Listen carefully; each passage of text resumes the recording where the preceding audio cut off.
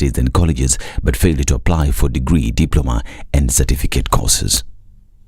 Of this, 140,107, of which 130,485 are to our public universities and 9,622 are to private universities who are placed in degree programs. This accounts for 80.9% of the 173,238 Kenyans who qualified for degree programs. Further, 144,500 applicants have been placed in TVET institutions and 560 to secondary teacher training colleges. Notably, 9,673 applicants who qualified for degree courses from the 2022 KCSE cohort opted to be placed in TVET institutions. Machogo further called on those who did not apply to send their applications, adding that they can still secure the slots even with KMTC and teachers training colleges. From 30,000 to as low as 17,000 for the Kenya Medical Training College and the 32 primary teacher training colleges. In the same vein, I encourage colleges and other line ministries that have not embraced the centralized student placement through COOPs to do so. I also urge all qualified Kenyans to take advantage of these new opportunities and apply for the KMTC and the teacher training college programs before the deadline. Medics at Kenyatta National Hospital are celebrating yet another milestone in fetal medicine after they successfully transfused a baby while still in the mother's uterus. The highly delicate procedure known as the intrauterine fetal transfusion was undertaken by a team of 4 doctors, included specialists Dr. Rosa Chemunyi, Dr. Flavia Agudu and Dr. Ikola Dunga, as well as Dr. Kunjira Murai. They were assisted by nurses Benson Nyankuru, Redempa Mumo and a reproductive health clinical officer Tony Wenaina. An intrauterine transfusion is a procedure in which red blood cells from a donor are injected into the fetus. Intrauterine transfusion may be recommended when a fetus has anemia or the low red blood cell count. Congratulations to the doctors as we continue to set new heights every new day. To matters politics, and the government side is expected to release the names of those who will represent them in the dialogue team aimed at discussing the issues raised by the Azimio coalition. This after Azimio la Umoja One Kenya coalition named 5 members to its delegation ahead of talks with Kenya Kwanza.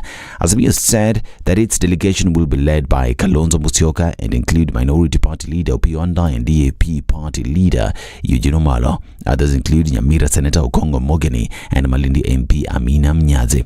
The talks will be facilitated by former Nigerian President Olusegun Obasanjo. This as National Assembly Majority Leader Kimani Ichung'wah has opposed Azimio's position that the talks will only happen if the cost of living is on the table, insisting that the items captured in his statement are what they will engage on. The question of cost of living is never what Azimio were in the streets for. That was a mobilization tool because they knew it is an emotive issue that would mobilize Kenyans to the streets. Their issues were others. And therefore, the other issues, we have made it clear, we have put our foot down. The people of Kenya made their decision on the ballot on the 9th of August. We shall not discuss anything to do with nusu mkate, anything to do with share of positions. The issues that were agreed on are 5 issues. If you don't want to take that, go back to the streets. Ichung'wah said that the cost of living as discussed between President William Ruto and Azimio leader Raila Odinga is a government responsibility and not on the table for discussion, and they agreed that this is the government's responsibility.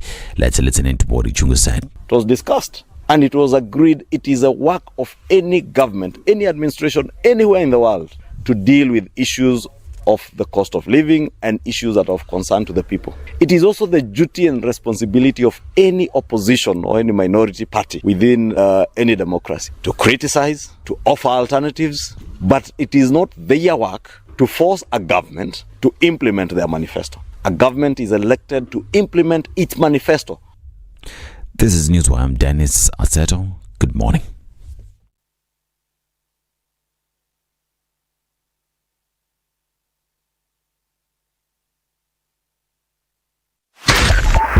.5 Spice FM, Kisumu. The following takes place from 6 a.m. to 10 a.m. every weekday on Spice FM.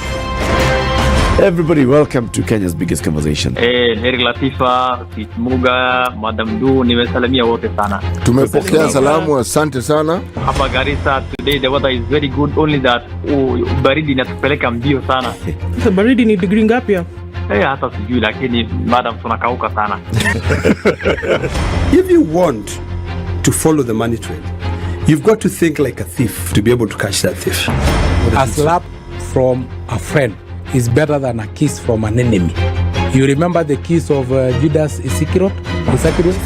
Iscariot. Yes. He's the one that imetuweka kwa hii mashida yote na mataabu kwa sababu of that kiss. Yet the slap of Jesus Christ when he slapped those guys wenye walikuwa wanauza mboga ndani ya kanisa took them to heaven. The Situation Room, Kenya's biggest conversation.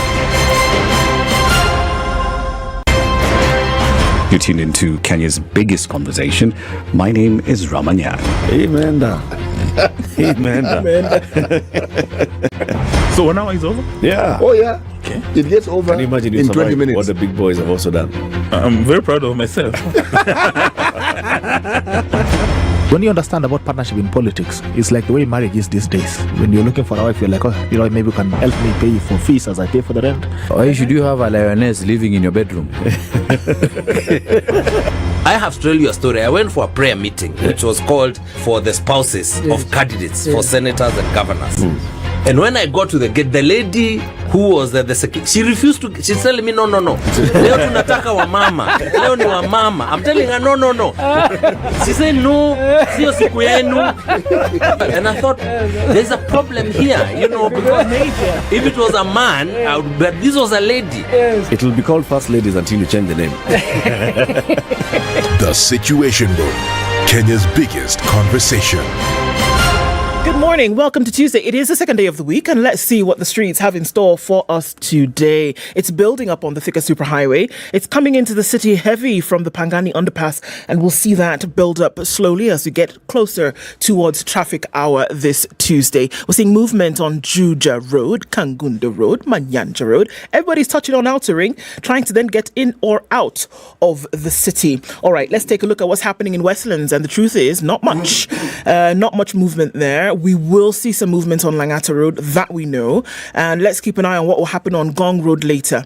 But as you're coming into the city, if you're doing it now, you'll be fine. Not much movement. Also, coming off of Mombasa Road, you should be fine there as well. For now, it is the time to leave early. The early bird does not catch the jam in this case. Let's talk on Spice FM KE on Twitter, and let's keep things moving this Tuesday.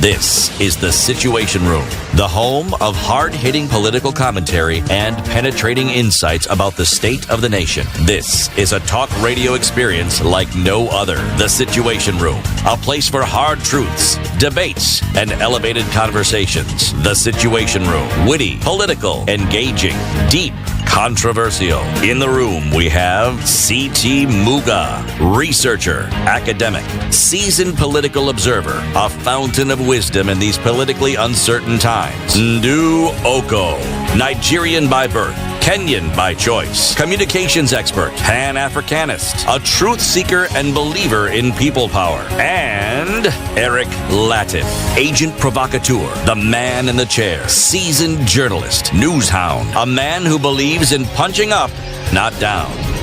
This is The Situation Room, the only August. way to start your day. Just like that, it is August. Guy. And the year is gone. Merry Christmas, by the way. Aki. The year is gone, Eric. Aki, we better just start. Right? You are absolutely right. Why? Yup. How are you doing, City? I'm doing very well. Mm-hmm. Yes, I am doing very well. Very good. You had a fruitful day? I had an extremely fruitful day. Well. Extremely kwanza. Extremely and excessively. Yeah. Over and above. Very good. Far and beyond. Was it a long day as well? It was a long day. Yeah. But I was prepared for it. So my system was not Shokada. Like that. Nizazawa. Amna wazi. Hakuna nini? Wasi. Hakuna was. Was she is not there. Hakuna was. So, things are okay. Are they not? Things are okay, man. There is okay. Things is okay. Yes. Okay. Nisa sawa. And you, Ndu? Oh, and I'm fine, thanks. Good morning. Good morning. Mambo iko poa? Salama. Okay. Na wewe? Mambo yangu hapana mbaya. Mambo yangu iko mzuri. Super duper. Naendelea mzuri. Mzuri. Mambo iko mzuri. Mambo pana mbaya. Mambo mzuri.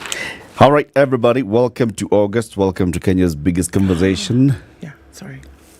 No, right. Please carry on. I'm good. Yeah. You okay? Yes. Shall we continue? I'm good. Can we continue? Yes, please. Okay. All right, everybody, welcome to August. Welcome to Kenya's biggest conversation. Let me tell you what we'll be discussing today. 7 a.m., we'll have the Principal Secretary in the State Department for Industry. That is from the Ministry of MITI. It's called Ministry of Investment, Trade and Industry. Dr. Juma Mukhwana is the PS. He'll come here and tell us what his State Department is doing, especially when we talk about industry. Now, you know, the contribution of manufacturing to the GDP has been dropping. It was last at 7%. There's a target to make it 15%. In how long? Acheni tu. Okay. Hii mambo ni wacha. It's called 20 by 30. 20%. By 2030? By 2030. That is ambitious. Okay. All right. That is the plan. Okay. All right. Improve Kenya's manufacturing sector's contribution to GDP from the current 7% to 20% in the next 7 years. 7 years, 7%, 2030. Okay. 7 years or 7% in 7 years? No. To increase it by 7%? From 7% in 7 years voilà. to 20% by 2030. Ambitious. Unasikia hiyo? Now, Juma Mukhwana is a man who is supposed to make sure that those things happen. He'll be joining us at 7 a.m. All right? Yes. At 8, well, let's talk about this whole conversation of what's happening. We'll be joined by an advocate of the High Court of Kenya who's also a commentator on political affairs, Dr. Brian Mutie. He joins us at 8 a.m. for some political conversation. Let's just analyze what's been happening in the country and what's going on. And then at 9 o'clock, let's talk to another cybersecurity expert, ICT lecturer Austin Onyango joins us for cybersecurity threats and interventions. Now that this whole issue seems to be behind us, what really happened? Let's see if Austin Onyango can explain this to us and tell us what really happened. What happened? What happened, right? Higher. Keep it here for that and more. At 14 minutes after 6, it's time for Ndu to tell us about the weather, and then we will do like that. Are you online? Because we are live streaming the show, and we'd like to know where you're tuned in from. Say hello to us and say hello to everybody else. Say hello to Ednah. Make sure that you do not forget Ednah. She's here, and today the live stream has been up 10 minutes to 6. Yeah.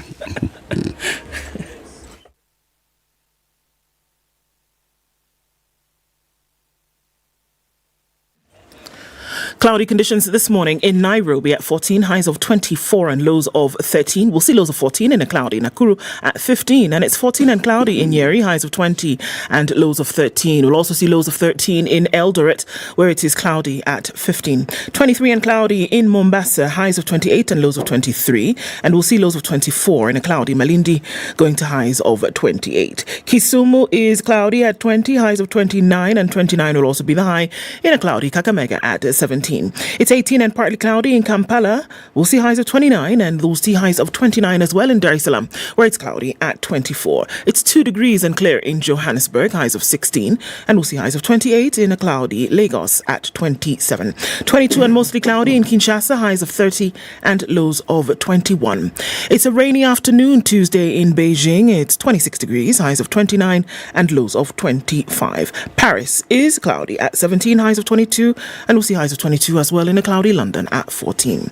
Monday night is mostly clear at 23 in New York. Coming into Tuesday, we'll see highs of 28 and lows of 18.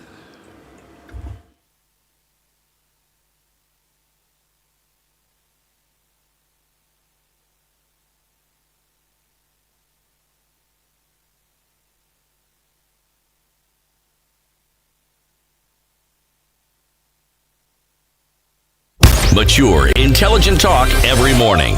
Spice up yourself.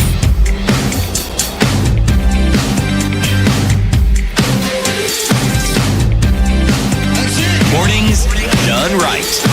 94.4 Spice FM, Nairobi. Coming in strong and saying, good morning, team. We'll sit back and enjoy good day to you. Sir George Gashoyori is tuned in from Manchester, if I'm not wrong.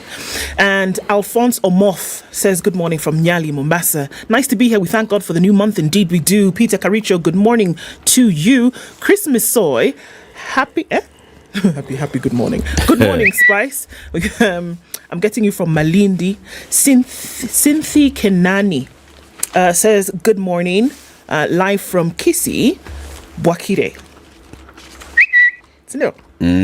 Did I say it right? Something like that? So we tried it. Okay. Take me as... You're close there. Oh, thank you. Ednah. Clement Minor Kimuhu says, good morning. The negotiation should be live. The revolution must be televised. Okay. Live stream the thing. All right. Shafi Kehaj says, good morning from Roiro. Greetings to CTCT. Greetings and golden dust and rainbows and bunnies. Greetings received and golden dust. Yes. Dusted. Reciprocated. Oh, there you go. Bernard Moemi's greeting from Massachusetts and says, good morning. William Gure says, good morning, Ndu. Thank you. Good morning, William. How are you? James Mukhabana says, good morning, tuned in from Udhiru. Happy new month to all indeed. Vuchemosi. Vuchemosi is what now? Good morning today. Oh, good morning. Good morning today. I think. Okay, sawa. We'll just take it like that. No ala. Njawa Wajiko says, good morning and may you experience a turnaround of success this month. Happy new month. Joe Mungai has introduced himself. Joe Mungai, following from Bonnie Lake, Washington. Yesterday's date with Professor P.L. Lumumba was like no other. Keep it up, guys. Get hold of Koigi and Muite. Sawa, Miskia. Sawa. Don Sabwa says, Ayea is a Tuesday, the first day of the month. It's August 2023. Just flash back and remember when we were busting in. Kenya politics never greatly grows. Okay. Black African says, a very good morning, all of you from the studio and all viewers. Wishing everybody a fruitful and happy day ahead. Good morning, team, says Oliver. Oliver has called himself Oliver Tambo. All right. Carol Nyambura says, good morning. Happy new month. Now, Apenda Sana. Good morning to you. Tuning from Minneapolis, Minnesota, where it's still summer. It's 100 days. Did you know that summer is the shortest season in Minnesota? It's only 100 days. Okay. Really? Apparently. And Minnesota has only 100 days of summer. Yes. And then the rest of the time, cold. Yes. Jeez. It's in the Great Lakes region, so it's kind of like... Jeez. In the Great Lakes region. Yes. Sour. Desmond, good morning, Princess Ndu. Well done. Much love from me. Well, love all around, everybody. Joe Peters says, good morning from Nakuru. Yes, Eric, like you say, it's August. Hiya, what happened? Imagine you opened your eyes, closed them, opened them, and boom. It's August. Like that. Like that. Surely. So many people are online this morning. Deep Stairs says, hello, three amigos. Happy to see the three troublemakers together. What? And Ednah, the choir master.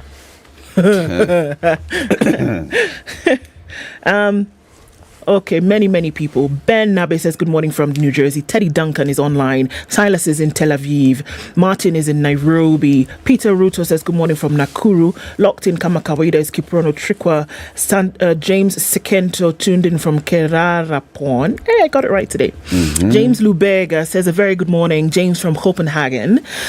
Thank God for the spicy morning. Indeed, good morning to you. Good morning, following from Rongai. Love the relevant conversations that you have. Keep it up. Celine Kajo says, good morning, tuned in from County Durham.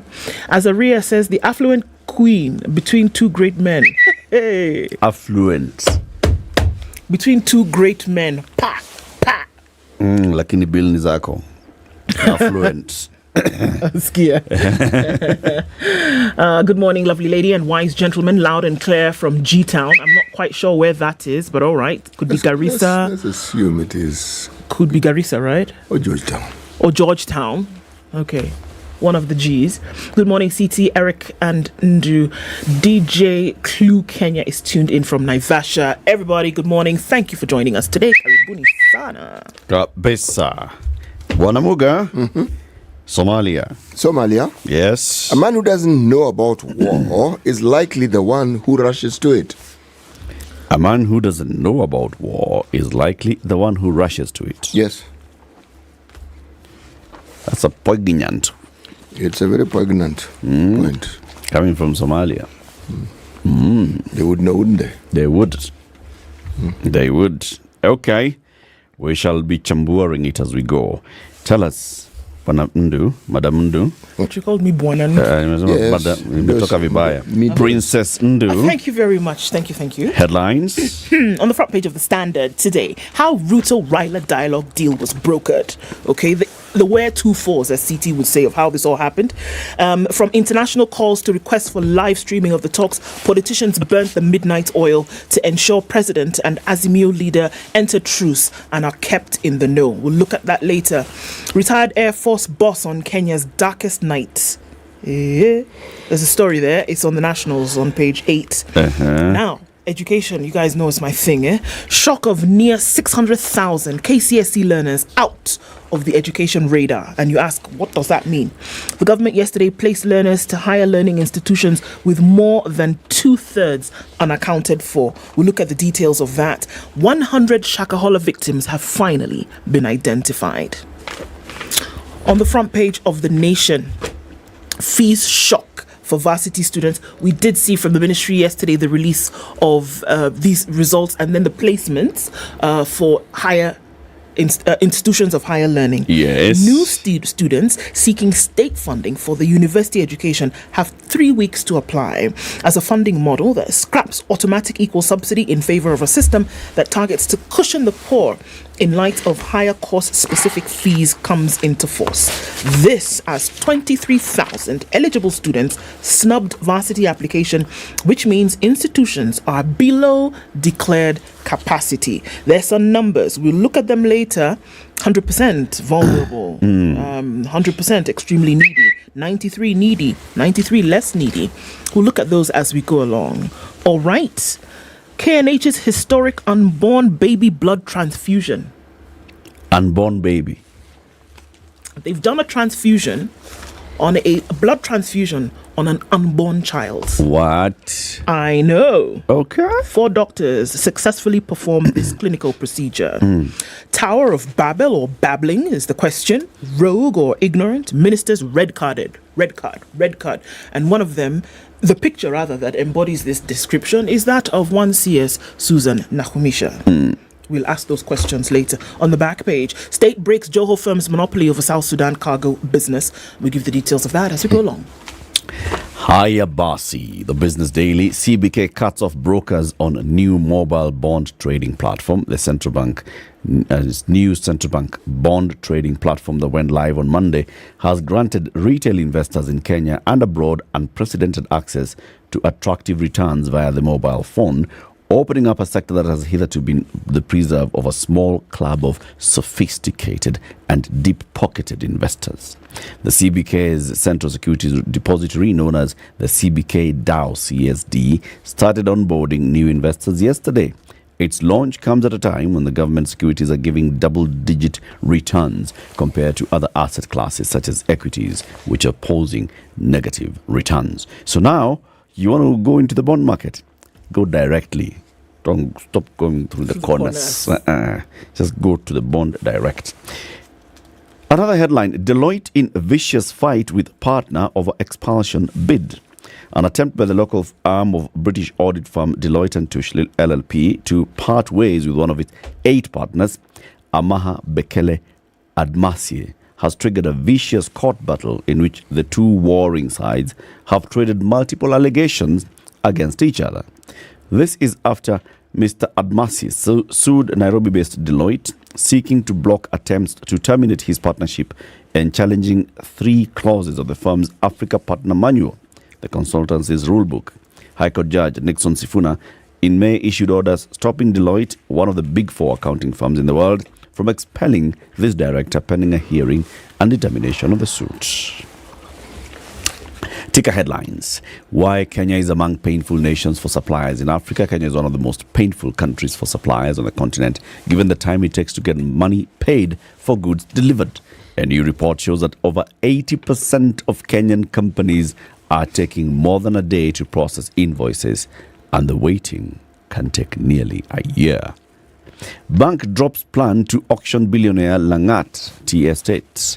A planned auction of a tea estate in Nandi and an office block in Mombasa linked to the billionaire has been cancelled. Hiyo story tumemaliza. It's over. Tuko pamoja? Tuko pamoja. Aya, tuendelee na maisha, si ndio?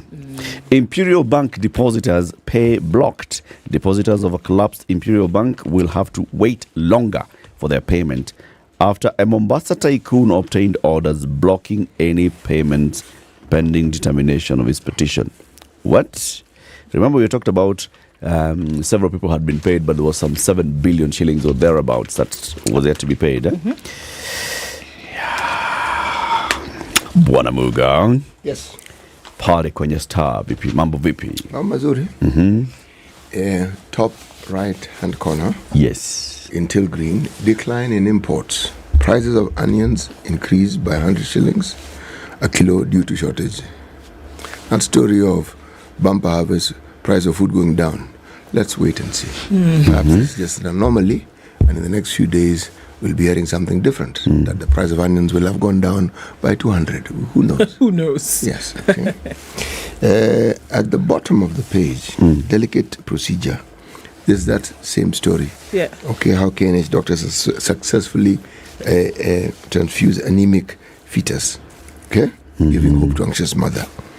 Then long detention. Freedom for murder convict who has waited 25 years for sentencing. That's the story on page 3. Okay? The name was Munya was found guilty in 2007 but couldn't be sentenced because they said then that he was insane. They said then that he was insane? Yes. Alafu now? And then?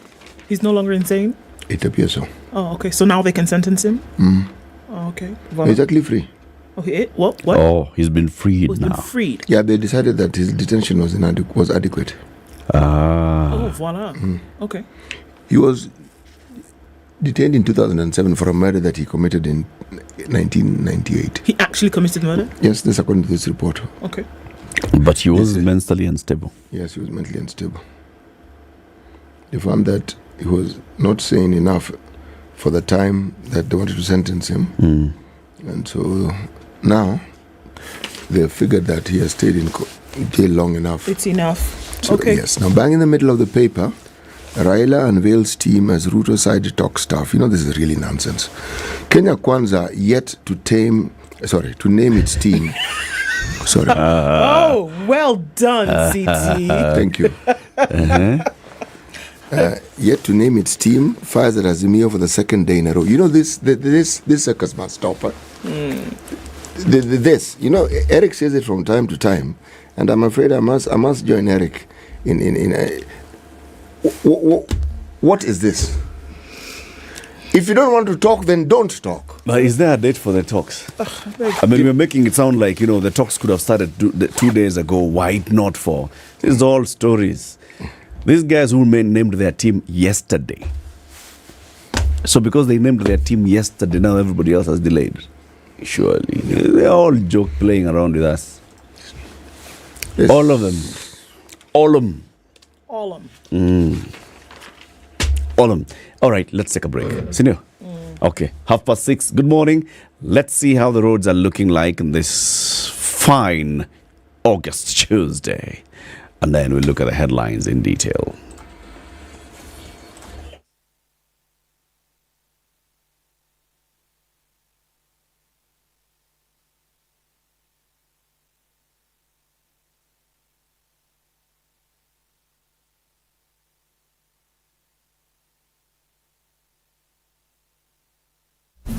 You think you can guess the year? 2007. That's when the theme song, that's when it premiered for the James Bond movies. You're half correct. But in terms of guessing the year?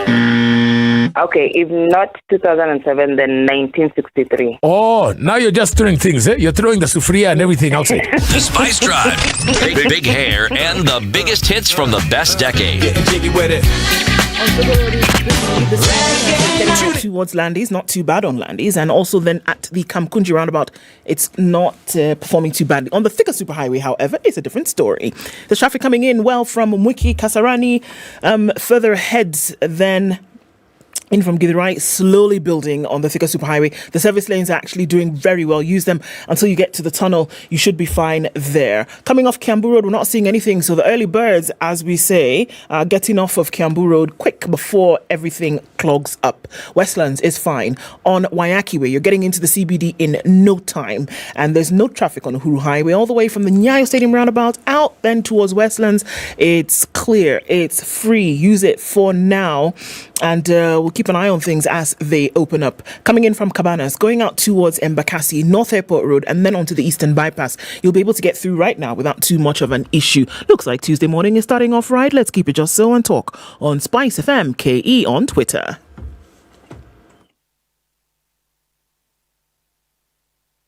Mature, intelligent talk every morning. Spice up yourself.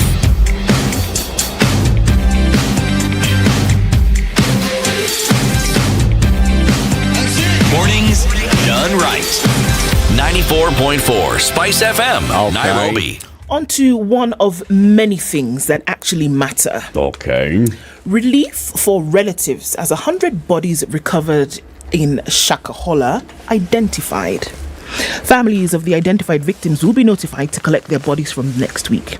The relatives came from as far as Nigeria and Tanzania and Kakamega and Nairobi. Families who have lost loved ones in the Shakahola massacre can finally have closure of after experts identified 100 bodies through DNA. Remember last week that we were told that it was proving difficult in some cases because the DNA samples had taken some time in order to arrive wherever they were arriving at.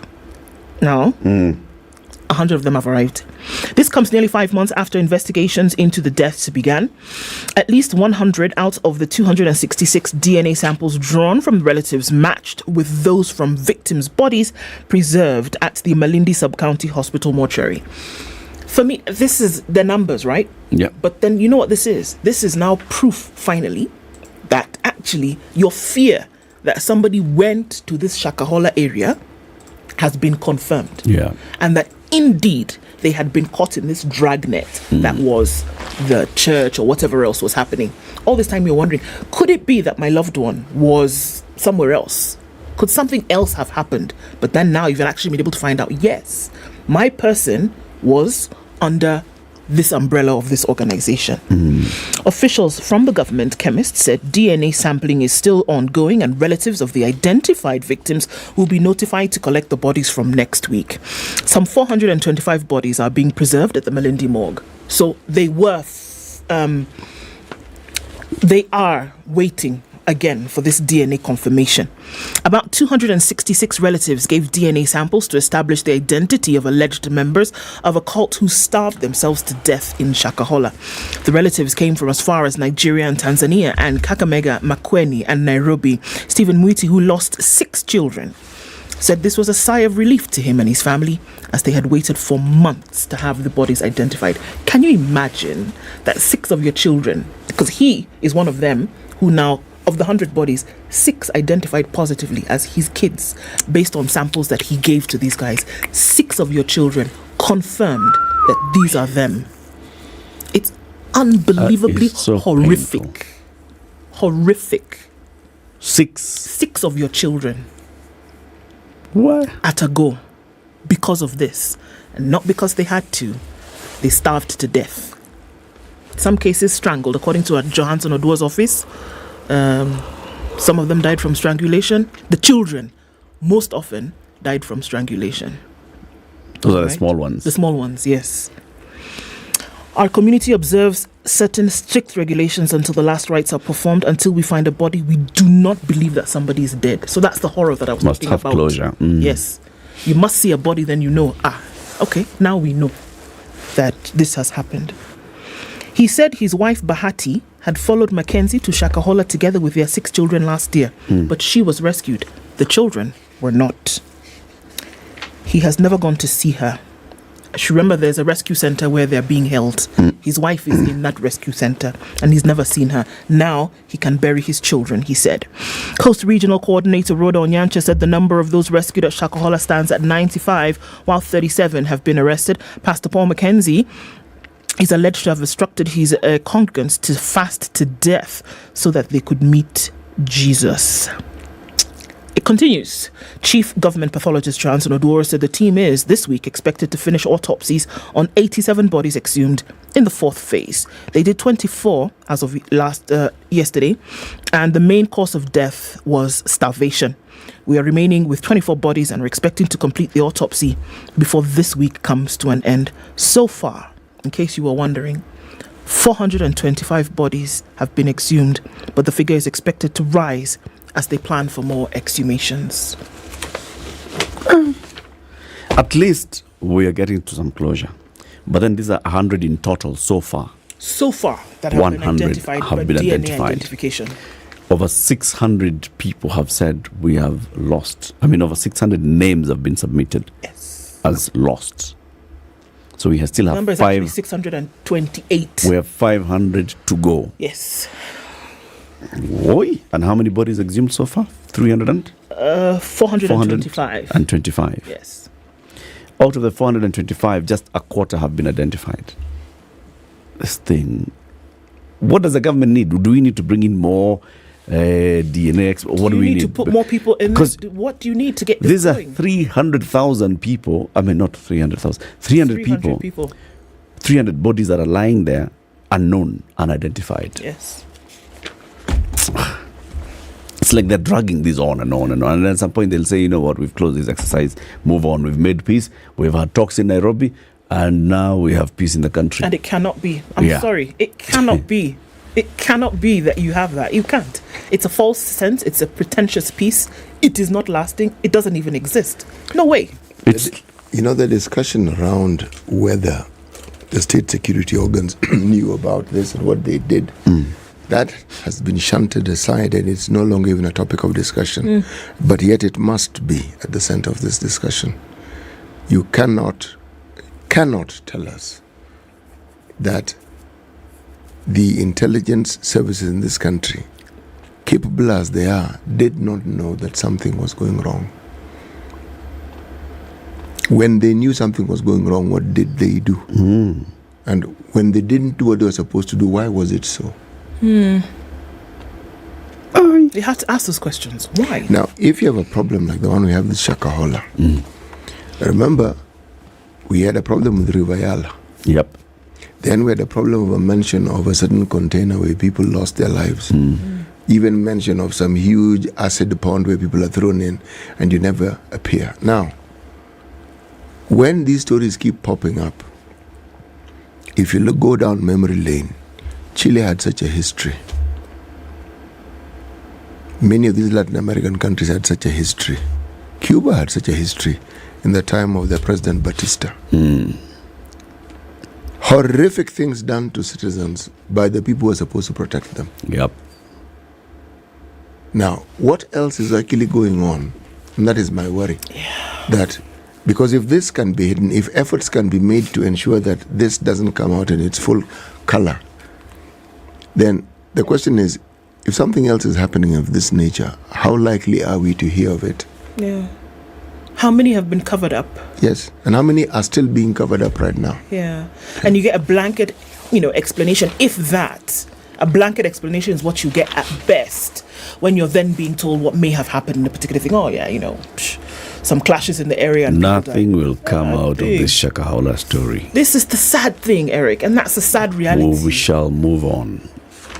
We shall tell the families, you know what, people, I'm sorry, but the bodies are too decomposed to identify. But they've already said. Even the ones that we are digging up now, really, it's just too bad. So I think let's just say we shall do mass burial. then we shall really, really cry and shed tears and lay wreaths, and then we shall move on, and we shall say, never again should this kind of thing happen. And because we'll have made peace, there'll be nobody saying, open up the books and let's see what went wrong. Why did the government of the Republic of Kenya allow people to die in such numbers? The question I'm asking is, we saw the tragedy in Londiani, and we saw how the entire government was there. Why has the entire government not gone to Shakahola? 425 bodies so far have been removed from the earth in this country. And it is not a shock for people to say, hey, this is not good. This is too bad. Why can't we rush to make sure that, number one, there are no more than 425? Number two, that those who've actually lost their lives have actually been identified so that some kind of closure can be given to their families. Number three, find out what the hell actually happened. And number four, make sure that such a thing doesn't happen. You know what you're doing? You're actually showing the value that you place on human life. Yeah. That's it. That's the value that you place. Oh, yeah, okay, so what? They'll exhume more bodies, we'll continue, we'll move on tomorrow. Like Eric is asking, what do they need to be able to make this process, number one, go quicker, and number two, actually show that you're vested or that you're interested in making sure something like this doesn't happen again? What do you need? It's not for lack of intelligence. Kenya has it. No. It's not for lack of resources or personnel. Kenya has it. So what is it? You are showing above everything else the value that you place on human contempt. Life. Period. You know, the question that you hear me asking from time to time, when you make a decision, do you know what you're setting in motion? Do you know the consequences of what you're setting in motion? When you sell your soul to avarice and you make a national pastime out of fraudulent dealings, you make a national pastime out of lying, you make a national pastime something that everyone knows to be wrong, but everyone is fighting hard to prove it is good and it is right, and you think that such a decision will not have consequences. It does have consequences. It's contempt, but this contempt, actually, if you just look back, has been there for all these years. Was there proper handling of the ferry disaster? No. Then there was a fire that, erupted from a train that derailed somewhere in Athi River. Many people died. My friend, many people lost their lives. But Eric, proper handling, no. Why don't we bring it home here? These fires we keep having in Kikomba. Yeah. Surely, are you telling us that all these years you have not been able to determine what brings about these problems, and so that you bring a permanent solution? People, and those guys don't have insurance, just so that you understand. They do not. You lose your livelihood like this at the snap of a finger. Yeah. And we make political noise about it, and then we move on. Hey, higher education then, right? This is the other one. The Standard and the Nation have this story, and I'm going to read from both. It's now emerging that almost 600,000 students who sat last year's Form 4 national exams cannot be accounted for even after they qualified for placement to universities and colleges. Let me explain what they're saying. So out of the students who, sat the KCSE, those that scored grades that could take them to a TVET, to a college, certificate, college, diploma or university, there are those that had applied. When you apply before you sit the exam, close to 600,000 of them had not made any application to any course or anything. So they have attained the grade, but because they have not made any application, so KUPSPS doesn't know who they are or what to do with them. Are you referring to KUPSPS? KUPSPS, yes. Of the 870,000 candidates who are eligible for universities and college places, only 285,000 submitted applications for placement to universities and colleges. This means 585,000 did not show interest in pursuing any course in university or college, as they did not make any applications at all. A few, however, sought places in tertiary institutions on their own. Out of those that qualified, 285,000 qualified for university and college. There are some 23,000 who actually got the C+ and above, which could take them to a degree course, but they had not applied for any university degree or any course. any university or any course. These are the shocking details revealed by Education CS Ezekiel Machogu when he released placement data for universities and colleges. He said the trends in admissions captured in the KUSPS data is wrong. KUSPS is the Kenya Universities and Colleges Central Placement System.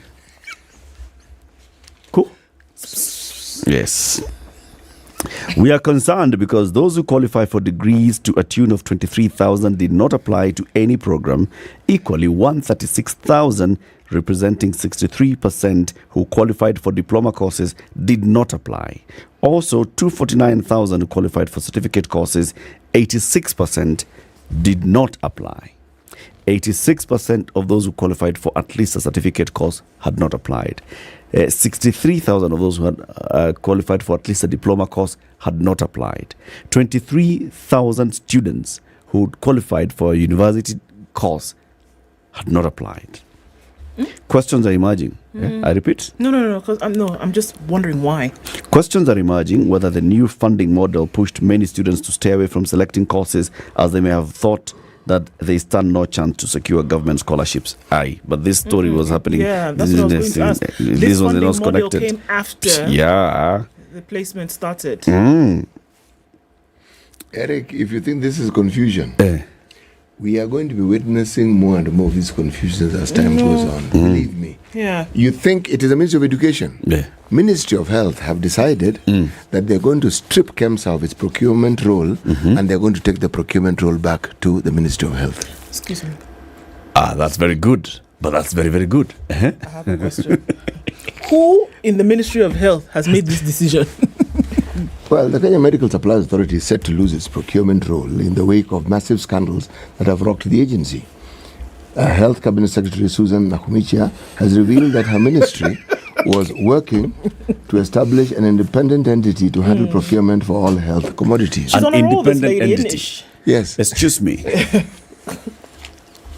So an entity that's under you, you remove your, and then you create an independent. What is independent? Continue. In the long term, the ministry is working on the establishment of a National Health Procurement Board to handle all aspects of health products and technologies, she said. The CS made the disclosure in a document submitted to the Senate Health Committee currently investigating the 3.7 billion botched mosquito net scandal. The panel, chaired by U.S. Ngishu Senator Jackson Mandago, is inquiring into the cancellation of the tender for procurement of the mosquito nets, where 17 companies that bidded were found to be non-responsive by KEMSA. Those guys are still doing that investigation. They're still doing that dance. The Global Fund nullified the tender for procurement of 10.2 million nets, citing procurement irregularities. Nakhumicha said that the establishment of the board, KEMSA will be left with two key functions, warehousing and distribution, where it has adequate capacity. No one is talking about how it is, all these issues around KEMSA, no matter how you look at it, no matter how twisted, always end up at the Ministry of Health. They always end up at the Ministry of Health. There's some people in the Ministry of Health who are always giving orders and counter orders and saying this and the other, essentially poking their noses and their fingers and ensuring that they interfere with the processes at KEMSA. Simple fact. Because this independence they speak of, even with KEMSA, who are the ones, which parent ministry makes appointments of these people? Who decides who works in KEMSA? I don't know. Well, I remember the Kenya Kwanza plan was talking about eventually they'll do tendering and supplies for medical supplies to be like the OTS for fuel, open tender. So KEMSA will compete with others. What's the one for faith-based hospitals called? Meds. So KEMSA, Meds and all will compete. You place your bid. So there's a need for malaria vaccine. Come and place your bids. And of course there's pre-qualification for it. But then still, that story sounds like Nakhumicha is saying we are going to scrap KEMSA. Yeah. Yes, that's what she's saying. That. And is it exactly what she said, or is it what is being reported really? Well, given that they will be left with two functions: warehousing and distribution. They are already warehousing and distribution. So warehousing and distribution. So supplies, procurement, no.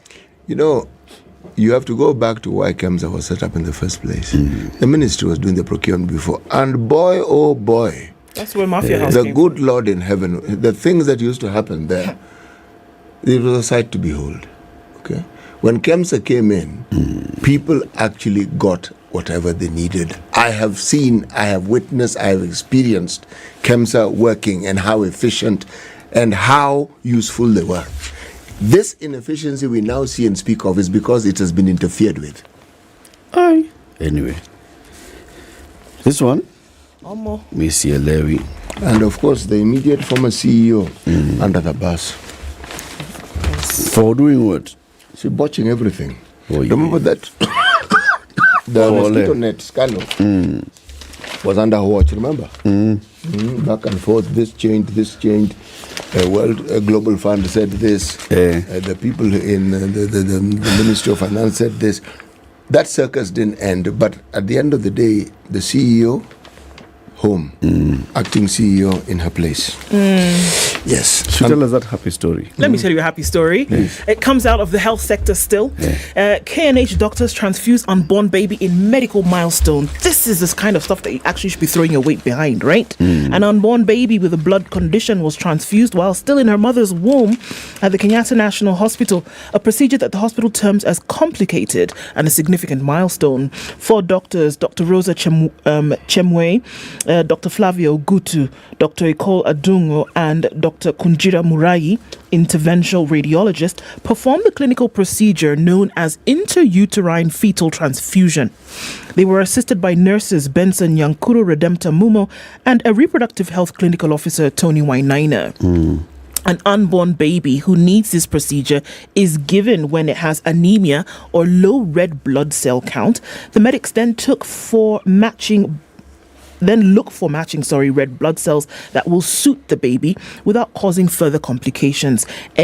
After getting red blood cells that match the fetus blood type, the doctors carefully transfuse red blood cells from a donor to the unborn baby. They then use an ultrasound to determine the position of the fetus and her mother's placenta to avoid any medical errors. Then, when the baby and mother are ready for the procedure, a surgeon inserts a needle into the abdomen and then to the umbilical vein or the fetus abdomen. This procedure does not occur just once, but may have to be done every few weeks until the mother carries the baby to term. During this period, she's under anesthesia, IV sedation, which also sedates the fetus. The baby is sometimes given additional medication to stabilize it during the procedure. K&H reveals that the mother whose baby was transfused using the complicated procedure had previously lost 2 children from red blood related complications known as hemolytic disease of the newborn. It's a medical condition where a baby's red blood cells break down too quickly. Dr. Chimewi said this baby is now 25 weeks and 3 days old, and they're determined to ensure that this pregnancy succeeds and that they hope for positive outcomes. It is the first such procedure done at K&H, and it is said to be successful. So let me ask you, once the thing is that doctors are noticing that this unborn baby has issues, right? Yes. Low red blood cell counts, anemia. So you do the transfusion with matching red blood. Okay. When the baby is born, will it be needing to go through further transfusions? That's an interesting question, because the thought to do this while the child is still developing then gives rise to the notion that because it is still in the developmental stage, by the time they're born, the new blood, essentially, because they keep doing it, remember, that they don't just do it once. They have to do it again and again until this baby is born. The thought is that by that time, you would have maintained a certain level of healthy blood cells to then be able to carry the child as they pick up with your immunity and such. But we would have to check and find out if it would be necessary to continue with this child after they've been born. Because I'm seeing what they say is this baby had severe anemia because of rhesus alloimmunization. It's a situation in pregnancy where the maternal red blood cells lack the rhesus antigen, are exposed to rhesus positive red blood cells through the placenta, leading to the activation of the maternal immune system. Consequently, the mother's antibodies are destroying the baby's blood. It's basically a rhesus factor issue. So maybe once the baby is out of the placenta Then she's done. and no longer interacting with the baby, with the mother's blood, then she should be. So the blood is safe. not of danger to herself as the mother, but then poses significant danger to the baby. child. Yeah. Wow. Yeah. But it's a good thing. I'm very happy when I see stories like this coming out, because Kenyatta, with all of his issues, the health system with all of his issues, it's just showing, look, guys, if you support us just a little bit more, if you just give what you said you would give, if you give us that 15% of your budget, if you give us that 5% towards research, can you imagine the things that a hospital with the experts that you have resident in this country would actually be able to do? And all they're asking for is that little nudge in support. That's all. It's here. The resources are resident, the expertise, and the expertise is resident. Why not use it? It's a question as opposed to scrapping KEMSA. Okay. Higher. Prisons. Okay? I'm taking you to prison. The Kenya Prisons Commissioner General John Warioba could be on a collision course with his principal secretary after he asked MPs for more autonomy in controlling the services funds. Appearing before the Justice and Legal Affairs Committee of the National Assembly, Warioba called for the decentralization of procurement, at least for the case of prisons headquarters. He said there is need to share the procurement powers of the PS in charge of correctional services. He told the committee that centralization of prisons procurement has not only distorted the chain of command, but also occasioned perennial pending bills, audit queries, and various security lapses. Basically, what the prison's boss is saying, I am the prison's boss, but I cannot even buy a spoon. The PS has to approve for me to buy a spoon. Is the one who is in charge of procurement. I cannot even procure. Now, this is not good because people supply to prison, but they are paid by PS. He said decentralization of procurement and financial autonomy is necessary to allow him to undertake the procurement of goods and services that are critical to the efficient and effective operations of the prison service in a timely manner. He noted, until he gets an approval from his PS, I cannot do anything, even in situations of emergency. I end up being a beggar for the funds allocated to us. Kindly give us autonomy. That's the only area we have issues with, and it's an urgency the PS may not see. So prison's boss can sit here like this and says, hey, you know what? I need to buy extra 1, 2, 3, 4, 5. Right? Excuse me, Madam PS, please, for your kindness, I hope this letter finds you well. As you may be aware, the prison, please, can we buy spoons? I look forward to your highest consideration. Yes. And then you have to wait for the PS to come to you from where? To come and say, Ati, spoons. Sinanunulia zingine last week. The prison was like, no. We will not be doing that and embarrassing now ourselves. Remember, prisons, when it comes to procurement, especially of food stuff in prisons, you can never really tell how many people are in prison on a day. At one time. You cannot predict. We are opening balance with 10,000 prisoners. We don't know what our closing balance is going to be. All right? So our procurement for prisons is like this, wishy-washy. And now you want to move it out from the PS, and then you bring it to you, and then you guys make all the money yourselves. This one. It hurts, Molo. Unless he promises the Justice and Legal Affairs Committee them 1, 2, 3, 4 tenders, then he ain't getting it. He ain't getting it. Keep it here for more conversations. In the next hour, we speak to a principal secretary.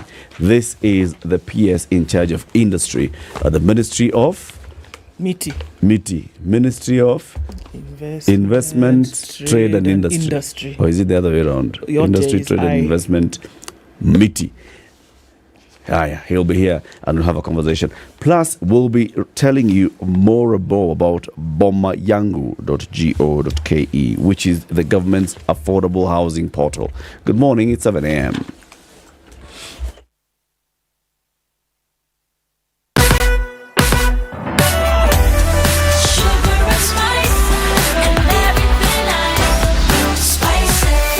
Spice up your life.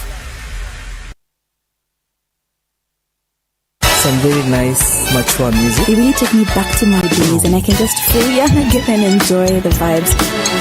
Spice. I'm a big listener of Spice FM. You play the best music. This is 94.4 Spice FM.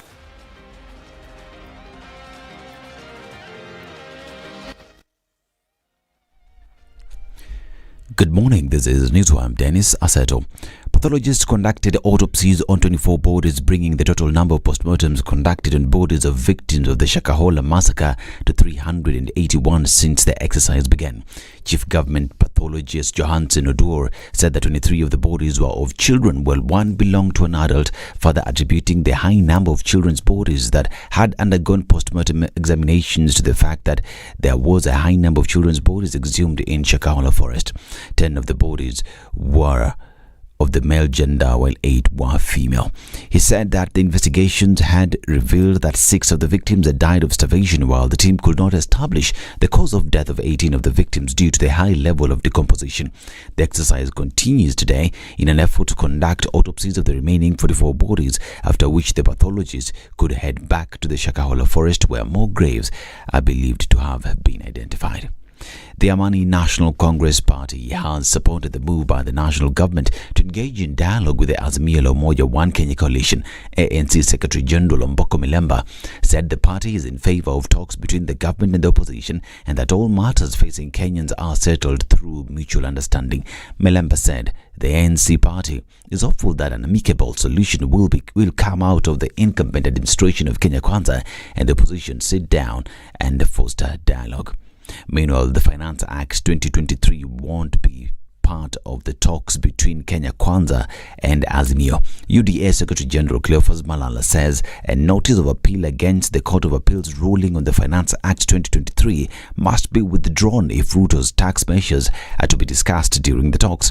This even comes as Busia Senator Okiya Omtatah and 3 other petitioners issued a notice of appeal against the ruling that lifted orders barring the implementation of the Act 2023, which will be filed at the Supreme Court.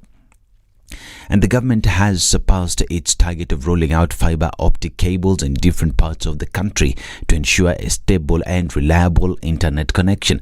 While releasing the ministry's one-year performance report, ICT Cabinet Secretary Eliud Owalo said they've passed their target of 5,000 kilometers of fiber optics cables by an extra 280 kilometers. We have gone ahead to establish another 172 Wi-Fi connections as part of the community innovation hubs, and directly through ICTA, we have established and operationalized another 55. Simultaneously, we have gone ahead to identify a possible 14,690 public Wi-Fi hotspots spread evenly across the country through a partnership between the ministry and the county governments, where we can go ahead and now establish the remaining Wi-Fis with a view to realizing our target of 25,000 Wi-Fi hotspots. A 63 billion shillings Kimwarer Aror graft case against former Treasury CS Henry Rotich was adjourned after a witness told the court that he wasn't ready to proceed. Gideon Rotich told Senior Principal Magistrate Eunice Nyoto that he wasn't in the right frame of mind to testify due to a problem he was handling. The prosecution did not oppose Rotich's plea to adjourning the case to today morning. In the case, the former Treasury CS had been charged alongside former Treasury PS Kamau Thuge and Susan Koech and some 20 Italians. Now, the Nakuru High Court has rejected a bail request for the murder suspect of former Treasury official Tom Osinde. Julius Mogoi, who pleaded not guilty to the murder, will be detained until September 21st. Mogoi is suspected to have killed Osinde and dumped the body at River Kuja in Migori County. An autopsy revealed that Osinde was slashed twice to the head. Osinde is brother to late Ken Osinde, who worked for President William Ruto as chief of staff when he was deputy president. And 7 suspects have been arrested for trying to steal and vandalizing railway line and property worth millions of shillings. The 7 stole rail guards and sleepers on Loriondo village or Kalau town in Nyandarua County.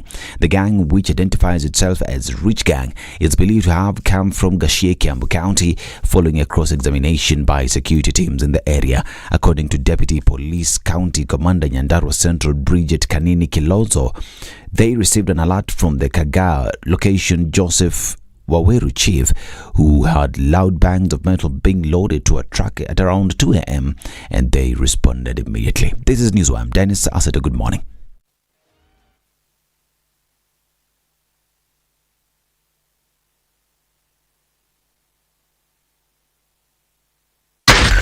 Spice FM, Nakuru. All right, traffic coming on Jogo Road this morning, getting towards Landis and out towards Kamkunji. That's where you probably see the most of it today. A little bit building up on North Airport Road going towards the Eastern Bypass, but, actually not painful at all. Where it is clogging up is on the Thika Superhighway. It's heavy coming all the way through towards the Pangani Underpass. And we're looking at traffic on Kiambu Road as well, doing quite the thing. Let's keep an eye on things and see how they open up as we do go along. Coming out of Westerns, we see some movement as well. Let's talk on Spice FM KE on Twitter through the morning and keep things moving as best we can.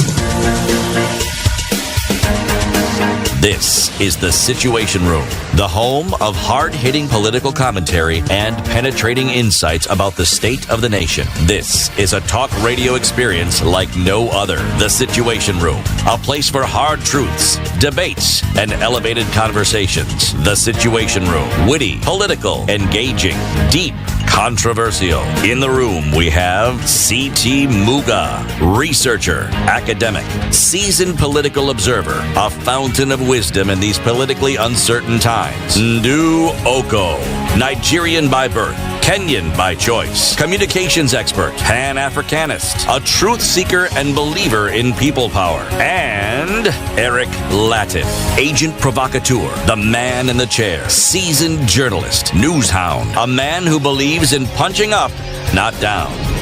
This is the Situation Room, the only way to start your day. Biggest conversation, 7 minutes after 7 on this first day of August 2023. Welcome to the second hour of Kenya's biggest conversation. This is the Situation Room on Spice FM, on KTN Home, and on Facebook and YouTube. We live stream the show every weekday morning on all these platforms. Karibu sana. Have you registered to the Boma Yangu platform? bomayangu.go.ke. This is the government's platform for affordable housing, where they list all the projects that are going on. And just mention a couple. Okay, so there's the King's Boma Estate in Kiambu County. We're also How much? 1.5 million. Isn't it? King's Serenity in Kajiado, and that's Rongai. Kilifi Mtwapa, Nairobi again, and also looking into Mombasa, Buxton Point. Quite a number of completed projects already. The plan is for many, many more in the country. So where are you? Where would you like to purchase? Where would you like to start your journey towards home ownership? It's easy. Star 8 3 2 hash. That's it. Star 832 hash. Follow the prompts. They'll ask you, please enter your ID and tell us your surname, and then they'll recognize you and tell you, oh, Charles Muga. It's been a while, bana. Karibu sana. So then they'll tell you, see, these are the houses that are present. Ready. Please select a project. And then you select and then tell you, all right, now start saving. Put 200 shillings and then start your journey towards saving. You will be saving into the Boma Yangu project platform. And when you get to 10% of the value of the house that you've chosen, say this one, 7-star apartments in Mtwapa is going from 1.25 million shillings. That means when you save up to 125,000 bob, then the project is completed. The algorithm will then consider you for selection.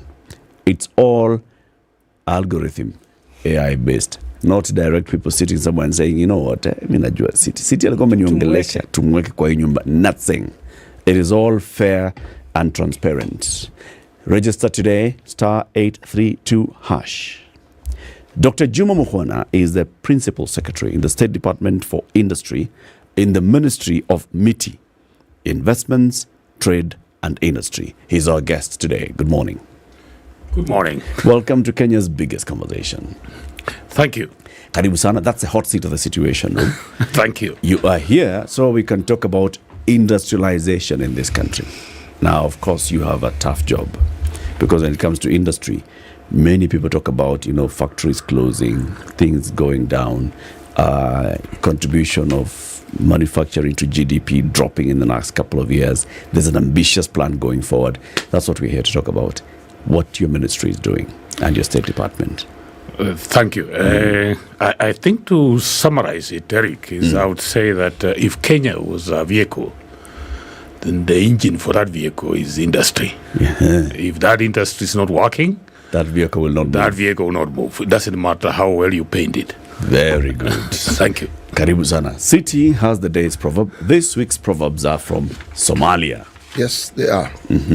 A man who doesn't know about war is likely the one who will rush to it. A man who doesn't know about war is likely the one who will rush to it. Yes. Bona PS, what's your interpretation of that proverb? Okay, I guess the short version of it is to say that experience is important in whatever you want to do. I would take it like that. Yeah. When you know something, then you'll know how to approach it. Yes, and when you've been there, you know the thorns, you know the sharp corners, you know the hills, you know the valleys, and you know the dangers. Yes. And you know the benefits. So really you have... In business, they will call it cost benefit analysis. You know the pros and the cons, so you know how to move. Okay. Yeah. In other words, I guess you must have both sides of the equation for you to proceed. I would think like that. Yep. PS, introduce us to your State Department. What's your mandate? Quite wide, cuts across. It's one of the oldest state departments in the country, and our mandate is to add value to raw materials. We are an agricultural-based country, so we are looking at how do you process, manufacture, whether it's adding value to tea, adding value to milk, coffee, tea, production of vehicles, motorcycles, mobiles. But then there is, beyond there, is developing policies that will support industrialization. And in that regard, we have a number of issues that we have done. We have the industrialization policy, which basically describes the route map that we as a country want to take towards taking this country to the next level. We have a policy called Buy Kenya, Build Kenya, which basically means that for us to grow, we have to support our industries, and through that, that currently 40% of all government procurement must be done. You use that to buy goods that are made in Kenya. We also have a policy called local content, which means that where we are not able to produce a whole product, we have a policy that says the more local content you add to that product, the less tax you pay. Let me give you that as an example. If you're importing a knife, you can bring us the metal part, but we can make the wooden part here. And so you don't have to pay tax for the whole knife, but you can pay tax on the metal part, and then we'll support you with lower taxation on the wooden part that you need. So we have those kind of issues. And I would say that in spite of all the struggles and the thinking that we have, because we have looked at it, if you look at the African, we may look like we're not doing very well, given the history that we have. But basically, when you look at our industrialization in the region, South Africa is doing quite well. But after South Africa, we actually, in Eastern Southern Africa, we are the second in terms of manufacturing, adding value, the value of manufactured products, and of course, further north, Egypt, Morocco. How do we measure this? When you say we are second? We are measuring by the number of manufactured products. You will say, if you look at it globally, so that I put you in a more strategic picture, Africa, with 1.2 billion people, is 17% of the world's population. But our share of manufactured products is only 3%. the ideal situation, we should be 17% of our manufactured products globally should be from Africa. We're only doing 3%. That means we are running 14% behind schedule. But in terms of, if you look at the continental perspective, we are not where we want to be, but we are better than many of our contemporaries. That's what I would say. There's always this mention of the percentage of goods that are manufactured that ought to be from Kenya. But the question that Eric asked follows here as well. How do we ensure that this happens? I'll tell you why I'm asking the question. Yes, please. There's always been talk, I don't know how true it is, of mostly in the sugar industry, that sugar is imported into the country and then repackaged as though it is locally manufactured, just for an example. Now, how then can we be sure that this is A, true or false, or other products that we are told are actually manufactured in Kenya are actually, in fact, manufactured in Kenya? We have very good data in terms of, if you go to KPA, we actually know what is imported. The more situation of sugar, if you look at, we've had nearly 7 sugar factories across the country. We know how they are all performing. But in terms of data collection, remember you have to pay tax for all the things that you import, and also with most of the manufacturing areas we have what we call bonded warehouses. So we have a good data. I would say that our data is quite accurate, and I'm not saying that we are doing very well, but we are not where we need to be. But as I've said, we are doing better than most. Where does Kenya need to be?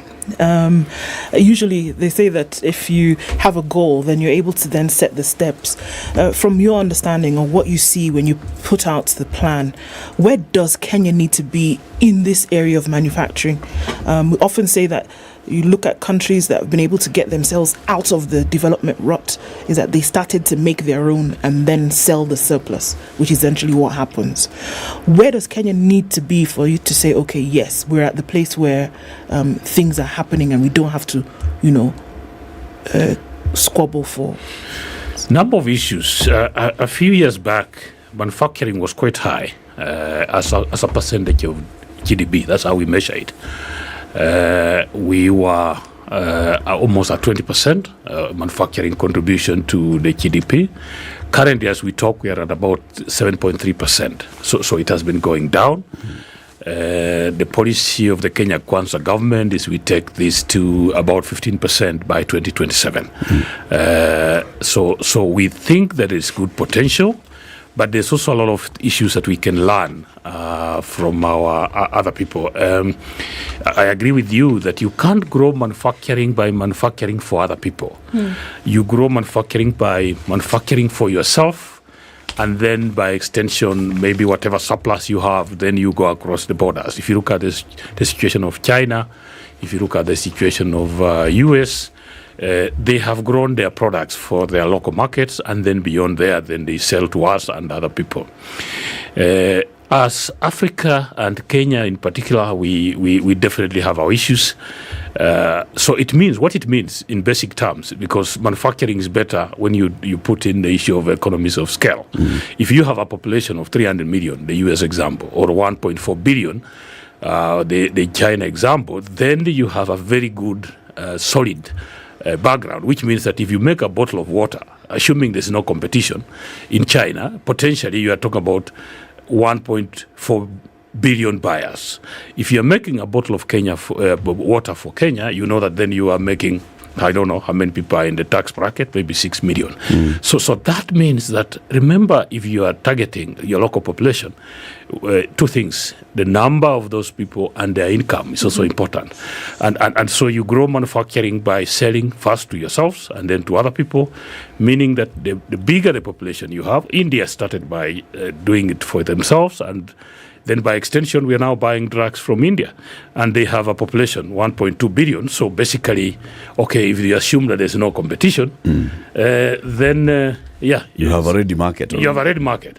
The African market, and this is the last sentence I want to say, is potentially very big, 1.2 billion people. But remember, in export terms, India is actually closer than Cameroon. Cameroon is 3,000 kilometers.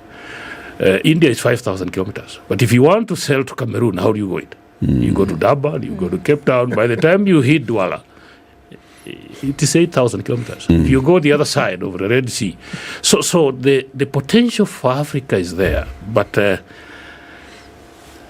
how do you call it? The logistics, the gymnastics, the connectivity that you need. There are many barriers. And that's why you find, I wanted to say, if you look at continentally, Europe, and this is important, intra-Europe trade, products made in Europe, sold in Europe, is 70%. In other words, all the products sold around Europe are made in Europe. If you go to Asia, it's about 45%. For Africa, intra-African made goods going around Africa is only 15%.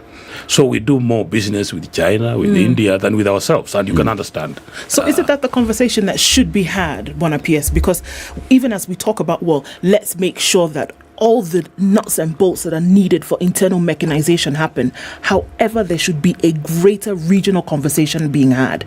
And are those not the policies then that we should be talking about here? Because I see, if you're saying that intra-Africa trade is 15%. Yes. If you want to compare it with other continental trade like Europe, it 70%, it triples in number. But that's because their policy laid down from the very beginning made the environment conducive that why does Denmark have to think about trading with Kenya when they can trade with Switzerland, when they can trade with Norway, when they can trade with the United Kingdom, like that? And they've made it easy. Shouldn't we be thinking then about these policies? If you think about, and I think the president has been quite eloquent on that Africa, in terms of where we are in a hole. But we continue to dig, and that's what if you listen to him, that's what he has been saying. We are not trading with each other, but we have the East African community. Remember, one of the things that we've had as Africa is creating institutions that have not been effective in helping us. So you have the EAC in the southern part, they have SADC, you have COMESA, you have ECOWAS, but a lot of them end up being more like, for lack of a better word, talk shops. And so you can see, because why do I say that? You have an African continental free trade area where basically, theoretically Africans should be trading with each other. 55 of us. So the countries in Africa have signed an agreement to do trade with each other. But there's another agreement that has been sitting on the table that has not been signed, called the free movement of people. So we have signed to trade, but we have refused to sign for people to move. So I'm asking, how is trade going to move if people can't move? I mean, it doesn't make logic, but that's who we are. What are those bottlenecks? What is making those conversations not happen concurrently? Remember, we have a recent colonial history. And part of that history was that we didn't quite trust each other. There was the element of divide and rule, that because if you look at the boundaries that we have between you and me, those boundaries were not created by you and me. They were created by somebody else for a different purpose. In Europe, of course, you can see that if you are a member of the European Union, they no longer have control. Immigration, you can drive from Belgium to Netherlands without any stop. But here you find that we still have a lot of borders, we have a lot of control. And so you can almost say that the people who gave us the boundaries have abandoned them, but we are stuck with them. I can see that the president, if you realize, one of the things he has done every time he goes to an African country is to say, let's remove his visas. And one of my questions has always been, we are calling it an African Union. So why do I need a visa to go to Senegal? It's a union. We are together. We are in this too. I mean, why do I need... let me tell you one example. One morning I woke up at 5 o'clock. I had an early flight to Djibouti. And I go to the airport and So I'm checking in. I'm asked, where is your visa? I said, a visa to where? They said, to Djibouti. I said, okay. I didn't realize that. So you've woken up at 3 a.m. for a 5 o'clock flight, then you realize you can't. So I'm told, okay, go back, you have to get this visa. And what does it involve? And I'm not demeaning anyone, we all do these things. But then, so you go online, you apply, you pay 50 euros, and within a minute you have I don't know. Is it the money? What are we looking for? And so as Africa, and we are part of this problem as Kenya, I think that we have quite a bit of rethinking and conversation to say, what is it that we really need to do to grow our economies? Because nobody's going to grow this for us. So we need that conversation. And I'm happy that the president has taken it up. You can see why on Saturday we're in Mombasa, and there was the issue of the visa of the Congolese. They're importing goods through Mombasa, but you need a visa to come and clear your goods. And so they're arguing, how? And why would I need? And so my visa has expired and my goods have not arrived, or I'm still clear. So what do I do? So those are issues. And yet you're paying for all the other services. Yes. You're paying for the service for to the use port, the ports. You're paying port handling. So yes, we there's quite a bit of conversation that we need to do.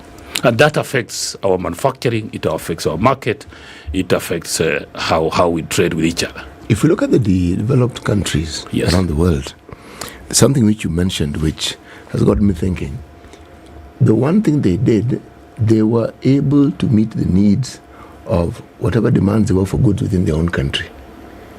They were able to ensure that their country, whether it was the manufacturing, the commercial arms, they were developed to the point where the citizenry could benefit from it. So then they expanded. And because they developed it, they could trade with their immediate neighbors simply because of that. Now, we seem to be moving backwards, I would argue, in this sense. Even in the time of what we call the Moi era, our manufacturing capacity was way ahead of our neighbors. In that era, where many people look back and say, well, things were very bad. Yeah, they were bad, yes. They may have been bad, yes. But our manufacturing capacity didn't diminish as such. It actually increased. I'm saying this because when you visited the countries around Kenya, what I found surprising was you found Kenyan goods in those countries. Yes. That was a surprising thing. You go to a shop and you look at something that's very good and you realize it's made in Kenya. And I wasn't even aware such a thing was made in Kenya. Now, if I look at India, as you say, it's a model they followed. If I look at America, look at Europe, before they now decided to make China the manufacturing hub, they had already been doing this within their countries. Now, what is our government policy to ensure that this proven path is taken by us so that we become self-sufficient and that we're able to meet all the needs that we have locally before we now start trading with others effectively? Let me step back a little bit. I agree with you. If you look at Eldoret town, let me just use that as an example of 1980. It was more industrialized than today. Yes. Because you had Raiply, you had Raymond, you had Kenit, you had CPC, you had Farmer's Choice. Today, if you go there, you'll be lucky to find one factory running. Why? Our model of industrialization was a situation where we build. Remember, a lot of the value chains, the crops that we have, were introduced to us. The industrial crops, more specifically, if you think about coffee, tea, pyrethrum. So part of the challenge that you have is our historical perspective. Remember, tea, coffee, was introduced here because you would grow it, but not for yourself, for other people. Yeah. So our growing was done here, but the value addition was put elsewhere. And if you think about a Kenyan, you see this cup that you're having, we call it kikombe ya chai, not kikombe ya kahawa. So part of the challenge then that you find yourself with a crop, for lack of a better word, that you're growing for somebody else. Okay, so there's very little incentive. Now the amount of coffee consumed with Chava and other shops is growing. But remember, our history of industrialization is quite short. But when Henry Ford was making his first car in 1900, I don't know where your grandfather was. I mean, you can see it. Yes. So sometimes I think that we also punch ourselves a little bit too hard. I would say, and I agree with you, that then the other model that has not worked for us, and it was definitely not going to work, is that our model of industry was government-owned.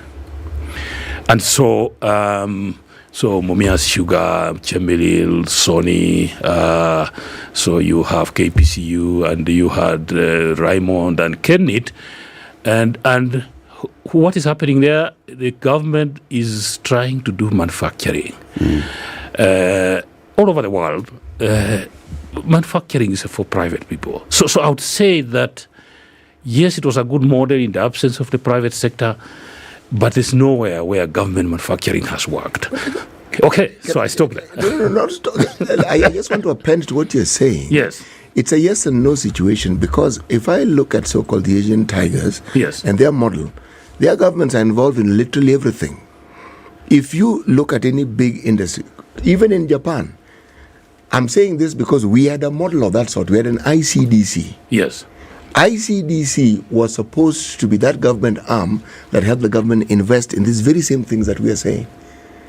Yes, because government always had money. Yes. It was good for government to partner with the private sector. Yes. So increasingly what you see, if you look at Japan and India, was yes, these things were started as government, but increasingly they brought in the private sector. Yes. That is why we needed the Nairobi Stock Exchange. Yes.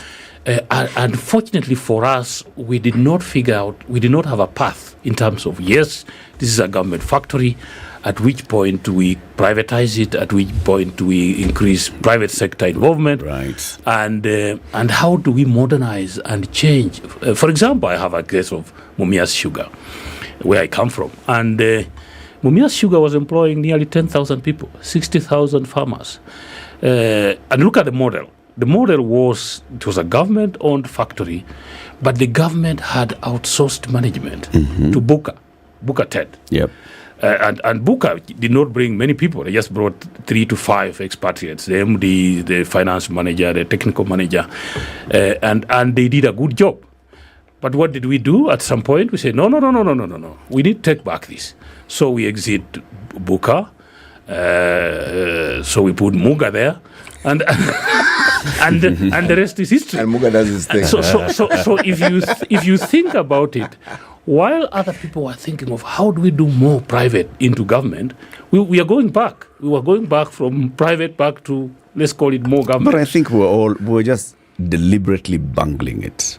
Yes. Even the taking it back from Buka back to government and then later reprivatizing it, it was all bungled. If you look at all those companies, the Raymonds and the others, government basically just, those in government who are seeing the route to private sector and to private enterprise and to privatization of these companies, they bungled it for their own selfish needs.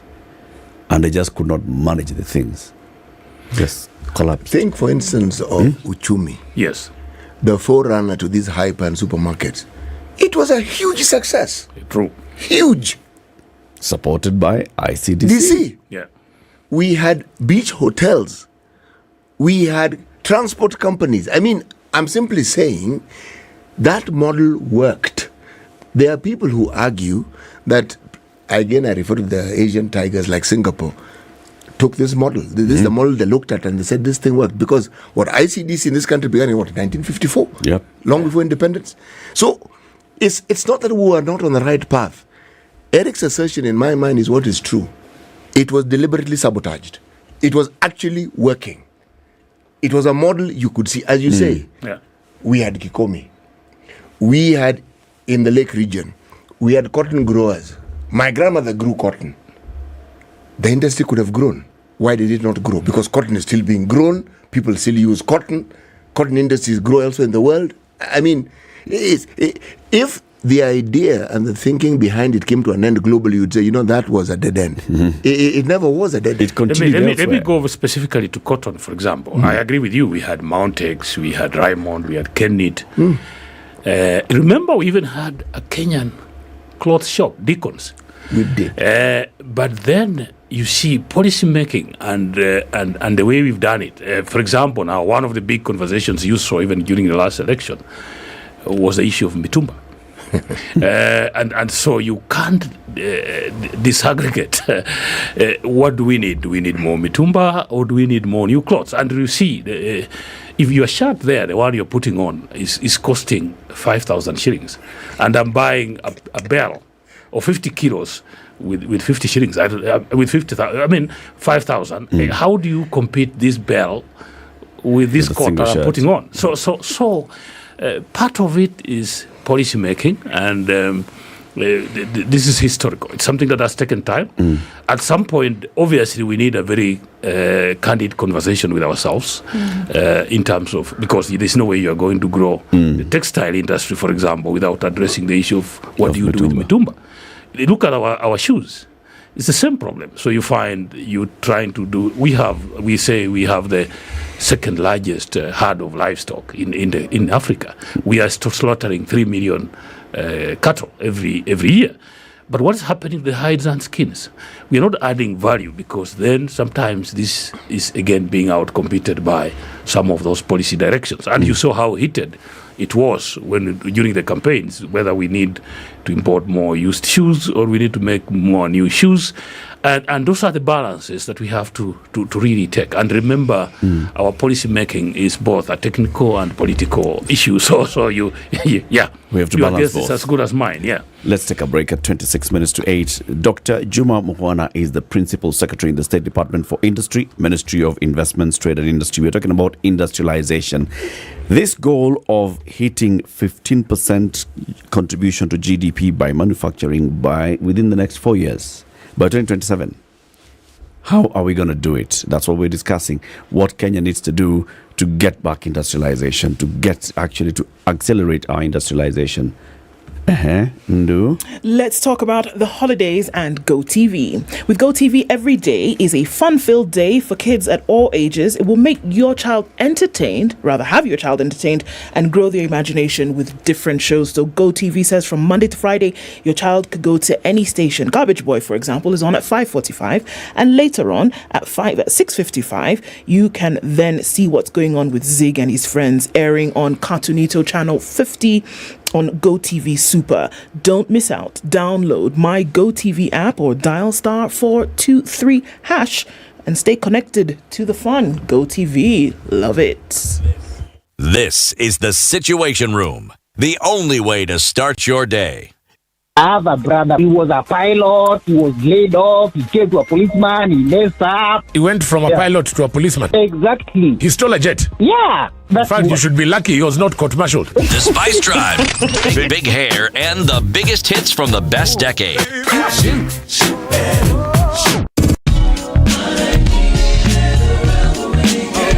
Indeed, it's all about hashtag Spice Drive, hashtag Quatch, KWACH, 3 to 7 in the PM. The Spice Drive, only on 94.4 Spice FM, Nairobi. Damn.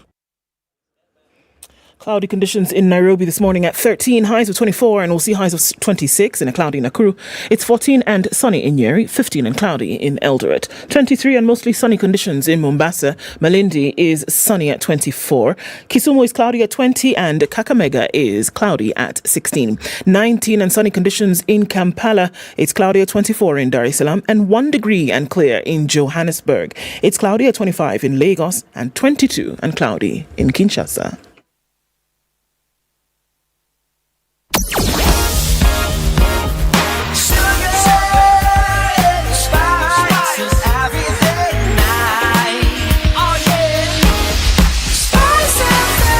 Spice up your life. All right, it's now heavy on Jogo Road and going towards Landis, out towards Haile Selassie. There's incoming traffic on Gong Road, so all of that is going to meet up on Haile Selassie, coming in from Gong Road. That's busy. Langata Road, as we expected, is very busy this morning. Some of it's going towards Raila Odinga Way, then out towards Aerodrome and connecting with the Uhuru Highway, which probably is the busiest this morning, apart from the Thika Superhighway, which is heavy past the Outer Ring Junction. The service lanes are not doing too badly. You want to use them this morning. Kiambu Road, both directions. That looks like a couple of lanes coming towards Muthaiga Square. So that's very busy right about now. The Northern Bypass, busy, feeding off towards Ruaka. Limuru Road also then comes into the city, busy as well. All right, Juja Road, Kangunda Road, Manyanja Road, everybody touching on Outer Ring. We're in traffic hour proper, folks, and it looks like it's going to be there for some time. Let us know what's going on where you are. We want to keep things moving this Tuesday. Let's talk on Spice FM, KE on Twitter.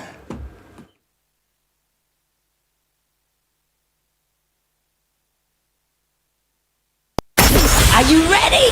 Okay. Spice FM. Mature, intelligent talk every morning. Spice up yourself.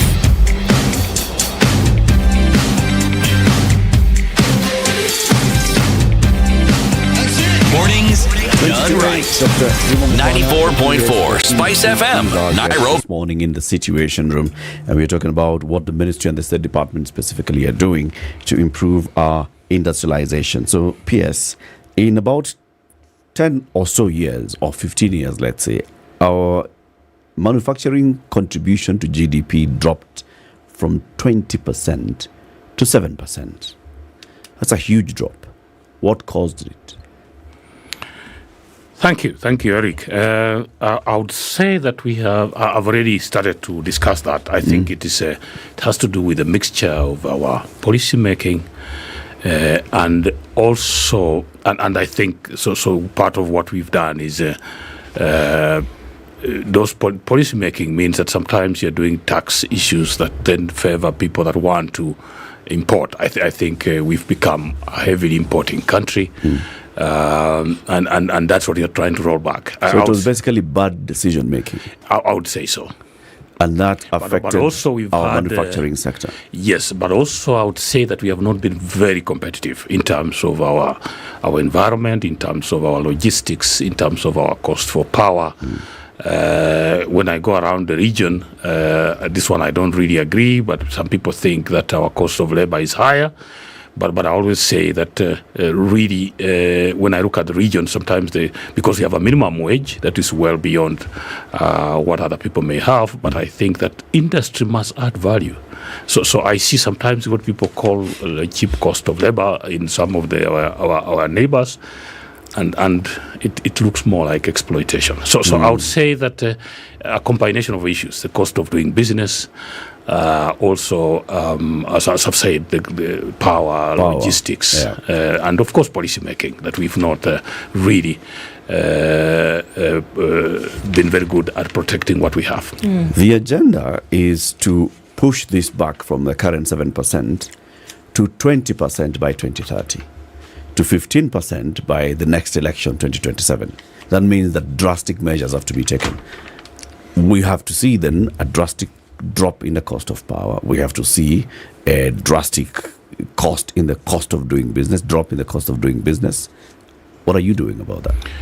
Yes, let me start by saying that industry is quite expensive, and part of the reason why many people don't venture there is that the cost of entry into manufacturing can be quite high.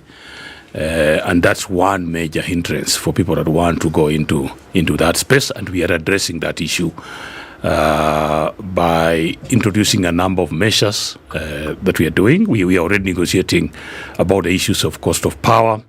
I know that we've had public hearings about with Ednah and others. We also realize that if you are going to manufacture and you have to buy 50 acres and buy a machinery of 600 million and develop your value chain in terms of the raw materials, that this takes time. So as government, there are a number of issues that we are doing. When we came in, for example, we found our export promotion zone, APZ, in Athi River. That's basically full. And what that is a common manufacturing area. This is a government place that we develop industrial sheds, and you as a manufacturer, you only bring in your machines and you start manufacturing. And that was full. We have been struggling over the last 10 years with establishing, you've heard of Donko Kundu in Mombasa, which was basically manufacturing on the sea for export, and also the Naivasha Special Economic Zone. And what was happening there was also a bit not well thought out, because then people would come in there and they say, I want 5 acres to manufacture. You give somebody a license to do the same. And 5 years down the line, he has not even broken the ground. And so what have we done? So we have changed the model for Dongo Kundu and Naivasha. And basically, what the government is doing now is to develop, in partnership with other people, develop the place so that you just plug in. I think the idea of giving land to people to put up a manufacturing space doesn't work well. So, for example, as we talk now, we are at a very advanced stage of developing the whole of Dongo Kundu and Naivasha. What does development mean? Development means that we do the roads, we do bring in water, bring electricity, high power electricity, bring in internet, bring wastewater management, and so that you just bring your machinery, you plug in and play, and that is a bold step that I think that we are doing, and so we already are at that stage where I think in a few months' time will break ground both in Dongo Kundu and in Naivasha, and we've gone a step further. That we've said this is not enough. So if you know that the ministry has already gazetted 5 new other special economic zones, export promotion zones. We've gazetted Sagana in Muranga, also Del Monde in Thika. We have also gazetted Tatu City as a private place. We also have Egerton University. We have Eldoret. And we have Busia. And we have a big one coming up in Kisumu, the one with United Green, nearly 34 billion, which will establish the same issue, go back to manufacturing of cotton, rice, and also the fish. So we are expanding those areas, and we are also not going to use the old model where we talked of land. You see, we've been talking about Dongo Kundu, but we have not manufactured one thing out of it. Yep. Now we are moving in that direction. The other issue that is on the table that is big and different is the county aggregation and industrial parks. We are working with my state department with the counties. Each county has to identify land, 10 to 30 acres. We have already done that. And in this finance year, each county is contributing 250 million. The national government is contributing 250 million. Already 40 counties have gone into tendering for construction. And what are we constructing? We are constructing a place where you and me can manufacture. So we are putting up the infrastructure, and the model that we are using is quite new and different. Nobody else has actually done this, Eric, because what we are doing is we are not just constructing an industrial park in Nyeri, but we have also done feasibilities. We have identified the value chains that Nyeri can manufacture, and Muranga and Busia and Eldoret. And we are working with development partners. So we put up an industrial park in Nandi, and we put manufacturing equipment there. Let's assume you've put up a maize milling plant in Kitale. So Muga here can actually come up with his 5,000 bags of maize. We'll tell him what quality to bring. He will come and book this machine and say, on Monday, I want to come and mill my maize. And we can develop a packaging for him, 1 kilo, 5 kilos, 2 kilos. You come, you mill your maize, you pack your maize, you go and sell. And then Eric can come and use the same machinery at 2, and Indu here can come the following day. And so this is a common manufacturing facility, if it's for milk, if it's for tea. And so what it means is that you don't need your own machine, you don't need your own employees, you don't need your own power. We agree if you are milling a kilo of maize, this will cost you 15 shillings. So you grow your market. And when you think that you have grown your market sufficiently, you can buy your own machine. So this is the model that we are using, and it's quite exciting. We have had a lot of talks with the governors, with the international community, and this is our local grown model of how we want to industrialize this country. And the construction, as I've said, tendering for construction has gone out. We expect in the next 1.5 years for us to be quite advanced in that process, and then we move into manufacturing. It sounds like the light industries. Yes, we used to have like Kariobangi light industries and elsewhere, and KIA in our earlier version. But this is a little bit more people centric, because we are not just building an industrial park in Eldoret. If I use, for example, the example of Eldoret, we have already identified the land, we have identified the value chains that we want to do. But what do we do?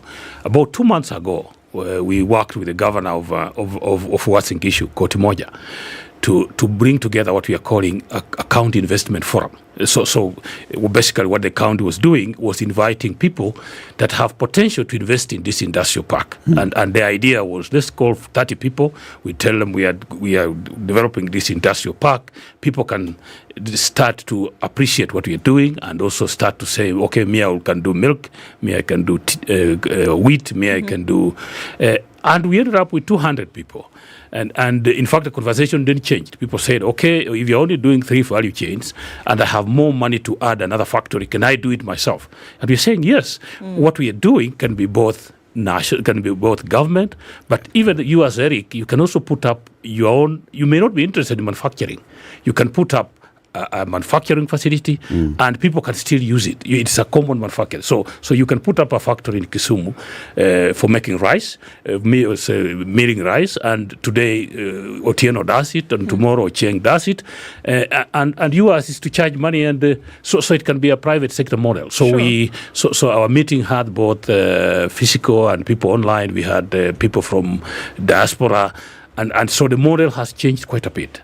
If we look at the model for Nairobi, and we have been discussing with Governor Sakaja, he has identified a location on Thika Road near Mathare Hospital.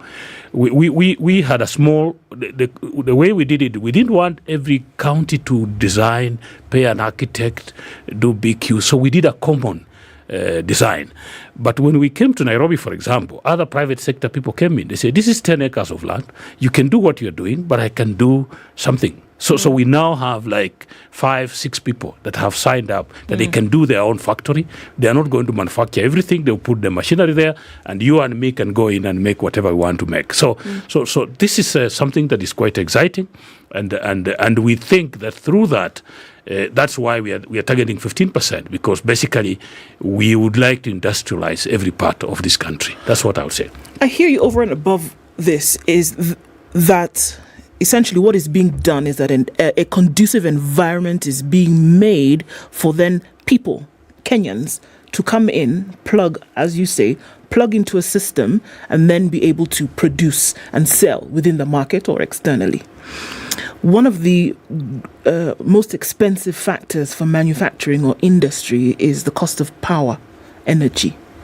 Have these things been taken into consideration even as you go into this? Because people will then have that monkey on their shoulders in terms of, all right, this has been done, but one of the inputs is electricity, and it's expensive in Kenya today. We're actually thinking quite a bit out of the box on that. So a number of things have been done. For example, if you look at Naivasha Special Economic Zone, we have already cassetted that the current cost of power has been 20 US cents per kilowatt hour. What we have gazetted for Naivasha, for example, is 5 cents because Naivasha is very close to geothermal generation and so on. So we've taken advantage of that. In the county industrial parks, about a month ago, I was out in Vienna at a meeting of the UNIDO, the United Nations Industrial Development Organization. And we are developing a partnership where part of the energy that will come to the county industrial parks will be energy that we can generate through solar, for example. So some of the light factories can use that. We are also exploring the issue if you are in Marsabit or you are in Gong, can you use wind power? So we, and you've seen that the conversation on climate adaptation, and we also bring up this issue of the African Climate Summit, that part of what we would like to say is that part of this industrialization is going to be green. And so we are thinking, what is the possibility that, because honestly speaking, if you look at Kenya geographically, I know that there are many issues that have been said about electricity. Our country is only 25%. You can call it arable. So you can't compete with Uganda and with maybe Tanzania in terms of how much water and you can turn around, and okay, we can do a little bit more, but a lot of our country is dry, and that's why when you look at agricultural value chains, a lot of other regional players are overtaking us, and we can appreciate why. If a country is 100% arable and we are trying to compete with them using this 25% that is also going up into estates and other infrastructure, then you can see that our competitive on agro processing can be quite limited. And that's why we are thinking beyond just that, steel, cement, solar. Now you have seen the conversation. We are moving this conversation to electric vehicles and electric motorbikes. So that if we remained an agro-based manufacturing, we see that regionally we may not be very competitive, and that's why part of the challenge that we don't really discuss. If you look at Mumias Sugar, when it was established in 1970s, the average land holding in Busia and in Bungoma, the area where we grow sugar, was 30 acres per family. Today is half an acre. So you are going 60 kilometers from Mumias to a little farm, half an acre in Busia, to harvest cane and transport that back another 60 kilometers. So 120, it is not cost effective. You're not going to compete with Brazil. You're not going to, so part of it is Sudan. So our competitiveness, because of land holding and the pressure on land and so on, you find that the factories are moving further and further away. And so when we talk about competitiveness, sometimes we just think about electricity. Our increasing population, when we got independence in 1963, Eric, we're only 5 million people. Today we are 50 million. That's 10 times more. The land size has not increased by an inch. So that means that really, in terms of finding solutions, we must be more innovative. We must think outside the box. But industrializing, when you have natural resources, is a path that many of these countries have also followed. We have a steel smelting manufacturing plant somewhere, I think in Samburu, Devki. I am informed that we have a lot of iron ore in the Taita Hills. Now, when we talk of industry and then we talk about natural resources that we have, and I am also informed that we have them in plenty, including aquifers that may have brackish water, but then we have the sun. So when you talk about desalination, plants that are solar powered, what I'm saying is, I like what I'm hearing. The government is looking at solutions that suit our situation. But beyond meeting these needs that we have for local so that people can participate, that is a good plan. What about the Devki kind of operation? People who are willing to invest at that level. And how then do communities where these natural resources are found benefit directly from these? Because that, in turn, also helps the growth of what you've just said, growing these industries at a local and at a county level. Yes, I agree with you, and that's why we have two models. The model of the county industrial aggregation and industrial park is for small people. The model of export promotion zones and special economic zones is for big people. And so you can see, and it's not just government. Tatu City is a good example. You can see that at Tatu City, which is a private special economic zone, for example, now Moderna, one of the big American vaccine manufacturing plants, is putting up a vaccine-making factory for Africa. They looked at Kenya, of course. One of the things that we are also trying to position ourselves is to position Kenya as your gateway to Africa. So many people, as I've said, and this is where we started, feel like, okay, manufacturing for Kenya is good, but is there a sufficient market? And so part of why we have been quite keen on the African continental free trade area is to say that if you manufacture in Kenya, you are actually doing it for Africa, and that is something that we are selling, and it's coming up. That's why we have the likes of Moderna coming here. In terms of natural resources, for lack of a better word, Kenya is not very well endowed compared to the rest, but we have what God gave us.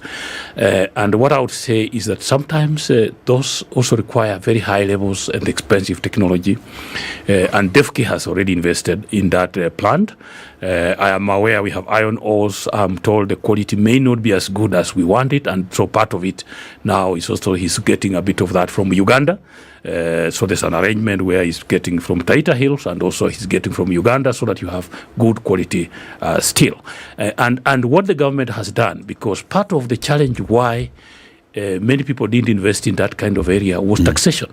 That sometimes the reason why we can't explore these resources is that imported steel is cheaper than what we are making. And so this year, you've seen a bit of noise from the manufacturers, because we said to support what Devki is doing, we will establish something called import levy. So if you want to import something that we can make here, we will not stop you, but we'll make it more expensive. And so we've put an import levy on steel, on clinker, and we're not just putting a levy. What are we doing with this money? I said earlier on that industrialization is very expensive. So the money we are charging you as you import, we are establishing an industrialization fund. So basically what we are trying to say is that, remember, we already have a youth fund, and I'm not saying there's anything wrong with that. We have a women fund. But I said somewhere that, Muga, if we had an industrialization fund, we would be unlikely even to need a women fund or a youth fund, because if we had an industrialization fund where you can go and borrow 5 billion for 25 years at 3%, you will employ these 5,000 youths. So I would say that this is the real medicine. Okay. What we could be doing through the youth fund and others, maybe, is it Panadol for a headache? But without, so we are using. So the industrialization fund is the one. Is the one, because this will give you the resources that you need. And this financial year, we are targeting between 10 and 15 billion. You can borrow 300 million, you can borrow 400 million if you want to establish an industry. And that's where we are going. Controversial, buana. Industrialization fund, housing fund, many funds. But this one we are not asking you to pay. Okay, you pay through the imports. From those who are importing. If you love the imports, and sometimes Kenyans love imports, you know that. Okay. P.S. Thank you very much for joining us. Dr. Juma Muhwana is the Principal Secretary in the State Department for Industry. He's been our guest this morning. We've talked about industrialization. Come again, P.S. This is a conversation that we need to have, especially on the KIPES and the rollout of the county aggregation and industrial aggregation and industrial parks. Come again. Keep it here for more conversation. News time, 8:01. We'll be engaged on. The question of cost of living is never what Azimio were in the street for. That was a mobilization tool, because they knew it is an emotive issue that would mobilize Kenyans to the streets. Their issues were others. And therefore, the other issues, we have made it clear, we have put our foot down. The people of Kenya made their decision on the ballot on the 9th of August. We shall not discuss anything to do with Nusu Mkate, anything to do with share of positions. The issues that were agreed on are 5 issues. If you don't want to take that, go back to the streets. Shungo said that the cost of living, as discussed between President William Ruto and Azimio leader Raila Odinga, is a government responsibility and not on the table for discussion. And a family in Kisumu's Nyalende estate is mourning the death of 2 sons who succumbed to injuries allegedly inflicted on them by police during anti-government protests 2 weeks ago. Brian Onyango was 22 and his brother William Amulele, 24, died just 3 days apart while receiving treatment at the Jaramogi Oginga Odinga Hospital's intensive care unit. Their mother, Evelyn Achungo, says Amulele died Saturday night while Onyango succumbed Wednesday. The mother of 4 insisted that her sons were not taking part in the demonstrations called by opposition Azimio to protest against the high cost of living and the controversial Finance Act 2023. The demonstrations, which were characterized by violent scenes in several parts of the country, were held between July 19th to 21st. The family sent an emotional appeal to President William Ruto and Azimio leader Raila Odinga. The 2 protagonists whose differences informed the mass protest. Raila termed the alleged police brutality in Nyanza during anti-government demonstrations as ethnic profiling and cleansing. The fate of the 8 rebel MPs from the Orange Democratic Movement now resides with the National Executive Council after the party's disciplinary committee concluded the hearing and report writing. The 5-member ODM disciplinary committee, chaired by Professor Ben Sihanya, is expected to forward their recommendations on the 8 lawmakers to the NEC, chaired by party chairperson John Mbadi. Last week, the disciplinary committee questioned Gideon Ochanda of Bondo, Elisha Odhiambo of Gem, Mark Nyamita of Uriri, Karoli Omondi, Suba South, Shakil Shabir, Kisumu East, was also an independent member, Felix Odiwura Las Jalango of Langata, Paula Bur of Rongo, John Owino of Awendo, and Kisumu Senator Tom Ojienda. Medics at the Kenyatta National Hospital are celebrating yet another milestone in fetal medicine after they successfully transfused a baby while still in the mother's uterus. The highly delicate procedure known as the intrauterine fetal transfusion was undertaken by a team of 4 doctors. Now they were assisted by nurses as well. An intrauterine transfusion is a is a procedure in which red blood cells from a donor are injected into the fetus. Intrauterine transfusion may be recommended when a fetus has anemia. And the government has released over 2 billion shillings towards the Inua Jamii Fund. A statement from the Ministry of Labour and Social Protection signed by Principal Secretary for Social Protection and Senior Citizens Affairs, Joseph Motari, said the government had released over 2 billion shillings towards the Inua Jamii Fund, which targets vulnerable groups such as orphans, persons living with disabilities and senior citizens. Motari also said that the government further transferred 4.3 million shillings for complementary nutrition and health education program. He said the funds will benefit 1 million beneficiaries, with each set to receive 2,000 shillings monthly. Motari reiterated the ministry's resolve to ensure that the payments are made monthly between 15th and 20th of every month. The president had directed that the funds be reimbursed even before civil servant salaries. This is News. I'm Dennis Aseto. Good morning.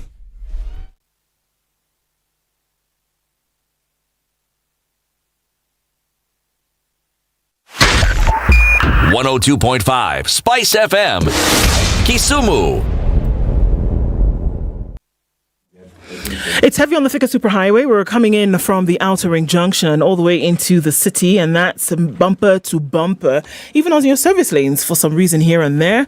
We're in traffic hour, half an hour into it. On Kiambu Road, it was looking tight earlier, but that's starting to fizzle out. Into the CBDs, where most of it is happening this morning.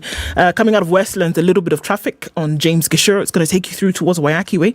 And some of that also on Jogo Road still continues, looking at the Eastern Bypass, touching on Outer Ring coming in from Cabanas on North Airport Road. So not too terrible a situation this morning. Manageable. Let's keep it just so through to the end of traffic hour. Spice FM KE on Twitter. Talk to us there and keep things moving.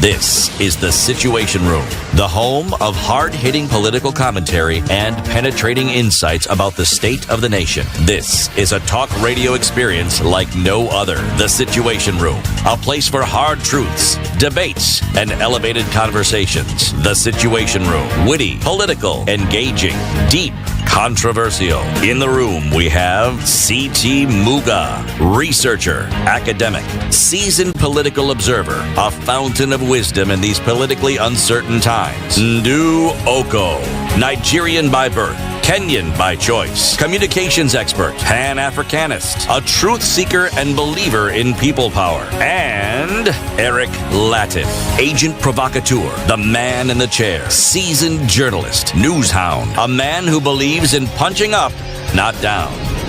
This is The Situation Room, the only way to start your day. The Situation Room. Happy August, if you're just joining us. Well, we're already into August. Can you believe that? Just like that. And very soon it will be October. And very, very soon it will be the 29th day of October when we will be participating in the 20th edition of the Standard Chartered Nairobi Marathon. 20 years, can you imagine? 20th edition. This has been going on for long, and this has been a good thing. So on Sunday, the 29th of August, the 20th edition of the Standard Chartered Nairobi Marathon takes place. Flagging October. What did I say? August. Oh, no, 29th of October.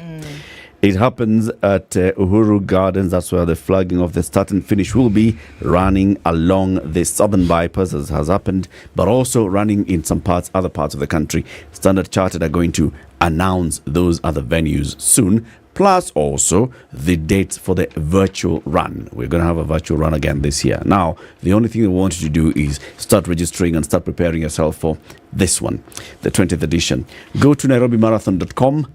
Pay 2,000 shillings. That's the registration fee, just 2,000 shillings on nairobimarathon.com. Proceeds go to the Future Makers program. Fantastic. So DSTV also has something for everybody, and the kids are front and center as you go into the holidays. So it's the first day of August. The August holiday season is here, and the majority of Kenya's beloved learners in DSTV has got your kids and the entire family well covered with the greatest entertaining kids content on the African continent. Welcome to the wonder-filled world and get connected to over 15 dedicated channels exclusively for kids content. A new season of Miraculous comes. Tales of Ladybug and Cat Noir starts today at 4:15 on Disney, DSTV channel 303. Tune in and let the kids feel all the adventure and fun. And it's all happening on DSTV. All you need to do is dial *423# or download My DSTV to get a DSTV decoder with 1 month of family for just 2,999. Bas. Now let's talk about what's happening politically in our country. The headlines today: how Ruto-Raila dialogue deal was brokered. The Standard says that international calls to request for live streaming of the talks. Politicians burnt midnight oil to ensure the president and the Azimio leader enter truce, and they are kept in the know. The Nation says negotiators have been named as Ruto-Raila teams deep in food, as what we've just heard in the news with Dennis Aseto, the leader of the majority in the National Assembly, Kimani Ichung'wah, saying, we can discuss this, we cannot discuss that.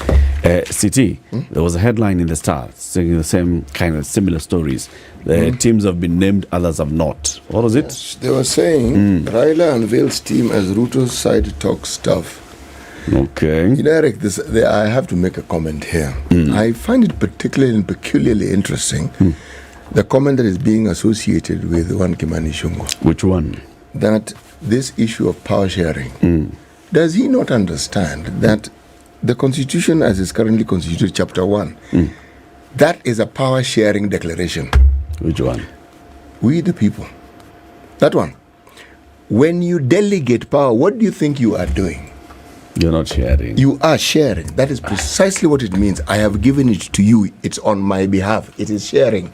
I've allocated it. Have you delegated it to somebody to share it with somebody else? Actually, they're sharing it with you. No, that is with you. Have you delegated it to somebody to share it with someone else? Everybody else, including those in the opposition, are in that deal because they are Kenyans and they are citizens. So they are sharing it with those people whether they like it or not. Umeitafutia mbali, your handshake umeitafutia mbali sana. It's not a handshake. Anyway, we have a guest in the studio. Dr. Brian Mutie is an advocate of the High Court of Kenya and he's a governance commentator. Good morning, Dr. Good morning, Eric. How are you doing? It's been long.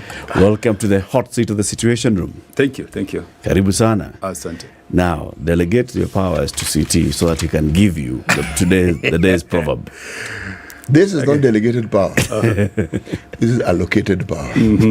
Meaning, CT, you are going to be saying the proverbs. Absolutely. Yes. Choice is when you are not there, somebody else might say it. Now, a man who doesn't know about war is likely the one who will rush to it. Absolutely. Oh. It's an African proverb? It is a proverb from the country of Somalia. Somalia.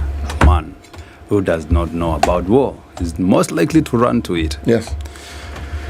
Yeah. What's your interpretation of it? Well, I may say that before you make a decision, it's important that you first understand the decision about what you are making that decision about. Yeah, lest you're going to regret. Now, Dr. Mutie. Yeah. It's a PhD in law. PhD in governance. In governance. Masters in law. Masters in law. You understand matters of law very well. Matters of law and matters of governance. Very good. Now let's take what City has just started us off with. Sure, please. Chapter 1 of the Constitution. We the people. We the people. And we shall exercise our own sovereignty by delegating it to our elected leaders and institutions. Yes. Does that mean power sharing? Well, that does not mean power sharing, City, from where I'm sitting, from the ambit of the law, because that provision can be looked into two ways. First of all, when you say that the law has been delegated or our responsibilities have been delegated to elected leaders, first of all, it means that we can only exercise our rights through those people we have placed in positions such as MCAs, MPs, governors, and also the presidency, and also senators. The flip side of that is that the same provision has also given people the power to exercise their rights, either directly or directly. Now, where directly is where the rubber meets the road. And directly means that some people may interpret that they have the right to, take power by their own hands. But from where I'm seated in terms of my interpretation is that we have given the so-called right for universal suffrage to participate in electing those leaders. And that's the kind of direct endearing that citizens can actually participate in such kind of exercise in terms of delegating their power and also at the same time exercising directly their power through the people that they have put in places of power. You say it is your opinion and your interpretation. Yes. So if I preferred a different interpretation, would I be equally right? Well, would I be equally wrong? Would I have a position that could be considered to be equally weighty as yours is? Well, you might be right one way or the other, because law is about interpretation. It's about how different people are also able to interpret, given in a set of panel. If the matter was to go to a Supreme Court for interpretation, perhaps it may come out in a different way, the way you have put it, or perhaps it may come out differently from the way you have put it. That's why people have the right to seek interpretation of the law in any, judicial, jurisdiction. Perhaps I could explain why it is I consider it to be power sharing. The way you interpreted it is like you have a 5-year absolutism where I have actually given the power to you, literally. Yeah. So you have the power on my behalf, and during that time, I let you function on my behalf. And I'm saying that is not the case. You constantly have to refer to me who has given you power. Yeah. And if you constantly have to refer to me, then it means I haven't actually given it to you absolutely. That's really my point. So you've only delegated. Yes. So so long as you constantly have to refer to me in whatever forum, whether it's Harambe or whatever, then we're sharing it. Yeah. But then also, CT, you who has delegated can be the only one who decides that I can also delegate the same authority that you've given me. Well, there's no question there, Eric. You're absolutely right. So until you've told me that, you know what, Eric, I've given you power and I want you to share it with Brian, I cannot share it with Brian. You see, my argument... Or at least I shouldn't share it with Brian. My argument is actually broader than that. I am saying that even the members of parliament who themselves vote, okay, at some level, they're just citizens. Yeah. So whether they were voted in, whether they're in the ruling coalition or not, they're just citizens. So the power that the Constitution gives doesn't diminish simply because they are now members of parliament. As citizens, that power you have never goes anywhere. Sure. I do agree that power never diminishes. But again, you see, when you talk about power sharing, power itself, now we are talking about all the goodies or the trappings that come with the power. Is there any point, and that's my argument, is there at any point that a citizen will feel the same as the member of parliament whom he has actually delegated the power? Well, we may think about that differently. Actually, it's not difficult to answer because the reason why we choose one individual from a choice of several others is because there's this feeling or understanding among the voters that this individual will represent our interests in the best way possible. Yeah. That's a simple understanding of it. And the reason why you have the processes every 5 years, because we understand that we may change our minds and that individual may actually fail us and may not live up to our expectations. So we may need to perhaps exercise our power to give somebody else an opportunity to try and do the same thing. You see, this is a work in progress, if you ask me. Because everything that we're saying, including the delegation of power, I don't think of it in absolute terms. I think of it as an aspiration. Because even our understanding of it has to evolve. Because for the longest time, we elected leaders on the belief that watatuletea development, they will bring us development, they'll do this, they'll do the other. And we're beginning to think that's really not it. Yeah. So this is the process. Okay. Yes. So I have immersed myself in that process, and I am demanding that my role as the sovereign be recognized. Yeah, precisely, and I'm not letting go of it. So let's get then to the crux of the matter. Yes, all right? Absolutely. Sure. Our nation's political leaders are at a point where they are about to sit down and have a conversation. Okay? Our nation's political leaders seem to have come to a decision, or they're arriving at a decision on what the most important issues to discuss would be. Right? Now, is there a point where we, as the sovereign, have got to endorse that agenda and say, yes, we agree that this, number one, it's important for you to sit and have a conversation, and number two, this is what you're going to discuss? Yeah, first of all, that's a very good debate in terms of the topic. And it has been an issue when I saw those five-point agenda, being enlisted as the most intriguing, the most pressing issues that Wanjiku would want to see being resolved by the potentially five member benches from either side. And that brings the question of the role in terms of citizen participation under Article 118, and of course Article 196 at the county level, and also Article 10, which prescribes elaborately on how citizens can participate in decision making. And now that again ties to what City is asking, whether the power that I have as a citizen, whether it's delegated or is a shared power. And I want to answer this in a very precise way. First of all, the moment we say that we have delegated our power to the people that we have elected, then I think, first of all, it gives those people a legitimate, role to play in terms of negotiating on behalf of the citizens, because we chose them to be there, men and women. But when it comes to that particular issue of the five-point agenda that have been described, I would say that perhaps we may need to ask ourselves whether once the five bench members are constituted, is there another framework? Is there another mechanism that will go deeper again to involve the citizen participation directly now to input on the issues that they are going to discuss, the five ones? Is the input from the five members going to be enough representative to the needs of the people across the divide? I'll tell you no. Because when you say that those five people from either side are going to be solid enough to address these issues to the core, I'll be lying.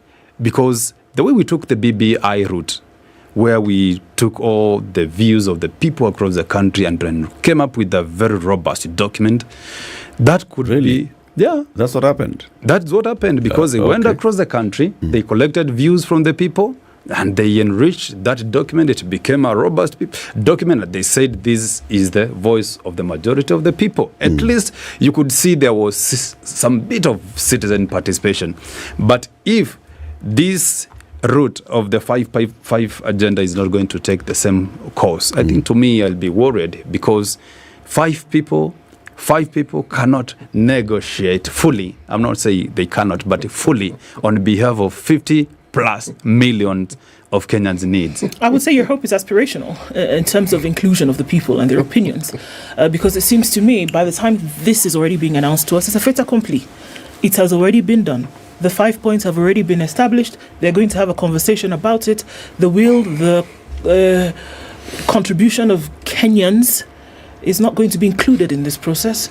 It is 5 people on each side. It is 10 people going to sit in a room and are going to decide what is going to happen.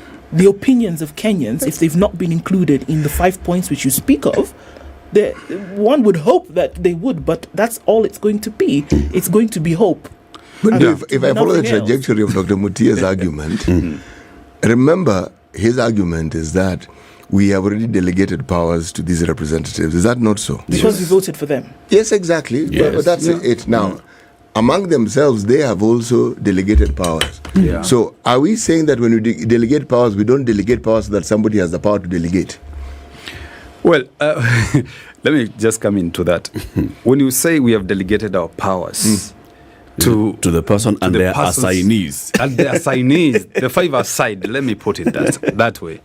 First of all, it means that they are taking our views there to that table, to that negotiating table. I'm sorry, Secondly, please, I have to, I know you're in a list. They are Before you go to the second list, Yes. the second item on the list. Okay. The first one you said, we know that they are taking our needs there by virtue of the fact that they have been elected. Correct. So the assumption is that when you elect someone, anything they do in a futurely manner will take your views into consideration. So the assumption here is what you're saying, that the 5 points in their minds as they've come up with them are what Kenyans actually want them to discuss. But that is the thing. Yeah. Is it? Is it? That's my question. I'm asking. Can it be? Because when you've said, Dr. Mutie, we have elected you, but the expectation is that for you to represent me, you've got to keep coming back to me to know what I want, right? So when you go and sit there at that round table, you should be there representing my views. Exactly. Which, like you've said, just like the BBI, which I am not completely 100% in agreement, the BBI team of Kina Paul Mwangi went around the country, sat in boardrooms, collected views from all Kenyans and consolidated them into a document. Should be the same. Well, when I say that we have delegated our powers to our elected leaders, I am not locking the door for further consultations from the people. We still have avenues for people to bring in their views. What I said is that there is a need for a robust or wider framework where the direct contributions, again, from the people may find their positions within that document. And when you say that we have delegated to the leaders, that does not automatically, close the chapter for citizen participation per se, because we may come up with a framework which, again, may solidify this document by further enriching it through also getting views from the people. That's why when you look at some of the dailies, you will see memorandums coming from Parliament. And that is a clarion call for people to enrich that document. That doesn't mean that because I delegated my powers to my member of Parliament is the only person who is supposed to enrich that memorandum. So I have also a duty as a citizen to contribute further and give my views. And that's why the ambit of citizen participation under Article 118 clarifies that. At the county level, Article 196 again enriches that space for people to contribute towards enriching any policy document that may have a direct or indirect bearing of their lives. And again, the 5-point agenda that we are talking about here has not been fully agreed upon by the five side. This was actually a proposal by Azimio side. We are yet to see, because we also saw the likes of Ishungwa disputing that some of the issues here, like cost of living, have already been addressed and are being addressed as we are talking, because the government is putting policies in place to ensure some of these issues of cost of living and tax issues are addressed. So I will wait until they consolidate or they agree fully on the 5-point agenda that they are talking about. But until this time, we are yet to see the Kenya Kwanza side agreeing to the 5-point that Azimio has actually floated. Should citizens now bring, because if we look at what we have seen over the weekend, Kenya Kwanza, with that communication that was only signed by Kimani Ichung'wah, seems to have told us what they want to discuss. The issue of entrenchment of the office of the official leader of the opposition, entrenchment of the Prime Cabinet Secretary office, and IEBC and the others. That seems to be the Kenya Kwanza agenda. Sure. Because it was disowned by Azimio, who came up with their own agenda and said, we still won't open the server, plus others. So we can see. Now, is there room for citizens in any form or shape to also add their 5 points? Through civic bodies and such, to also say, we as Kongamano la Mapinduzi, la Mageuzi, as Kenya Tuipendayo, as whatever group, Okoh Uchumi, Okoh Mombasa, this is what we'd like to be considered. First of all, once they agree on the 5-point agenda and they come up with a robust document according to their take. Citizens also have a right to participate in this, and I believe. But why are you saying once they agree? Because they have not yet agreed on the 5-point agenda. But why do they have to agree on their points without our input? Okay, what I'm trying to say, because we have already delegated our powers for them to agree, we will assume that whatever they have come up with is what is representative of the interests of the people. I think that assumption is dangerous. It is dangerous because once this document, and I believe it will find its, a way to Parliament for people to contribute by ways of emails, ways of written memorandum, ways of letters, expressing their views towards this document. Because when you look at some of the ways in which way we did the BBI, there was also that opportunity for people, organizations, CSOs, and members of civil society, individuals, to bring out what they feel. This is my take. This is what I want to be entrenched in this document. This is what I feel will address some of the challenges that I'm facing as a citizen or as a group of citizens. And therefore, to me, if that framework is designed in such a way, that roadmap is created in a way that Wanjiku will also entrench his views into that document, to me, I'll be happier. But without that, I think I'll say that it's a little bit limiting and worrying, in the sense that 5 aside will be taking the views of 50 plus million views to that document. If we're going to have a conversation about whatever we want to call it, delegated responsibility, power sharing, agreement, whatever it is going to be, and this is why I keep saying that if you're talking about 5 points, these 5 points have already been arrived at, void of citizens' input. It has already been demarcated. Now, I'm saying, if truly this one that everybody keeps throwing it about Mora and Wajiko, and it's about the people, you would have asked the people in the beginning, hello guys, are we okay? Then Kenyans can say no, or they can say yes. Now, if they say no, they will now say, these are the things that we are not okay about. As you people squibble inside that room, just to know, the 50, because let's say the 49 million of 49,900,000, because those of you inside that room are not beyond that. Yeah. The 49 million plus. Okay. These are the issues that they have. And what I'm saying is, this talk that is being had, it's about a few people. People should not be deceived that it is taking into consideration the thoughts and the minds of Kenyans at large. It is not. It is about a few people. They are the ones who are having the conversation in the room. Whatever they decide is going to be the fate of Kenyans tomorrow. The clapback from Azimio Ndu will be, you see, this issue of the cost of living. We have been going around the country the past 7 months. We have interacted and engaged with the citizens. And the number one pain point for Kenyans, cost of living. Okay? The number 2 pain point for Kenyans is they voted, they elected their leadership. They are not sure how that election was conducted. So they want to audit the election. We have heard it from the people because we have gone around the country. The number 3 point is that they elected their leaders and those leaders are being robbed and stolen when they go to parliament. Okay?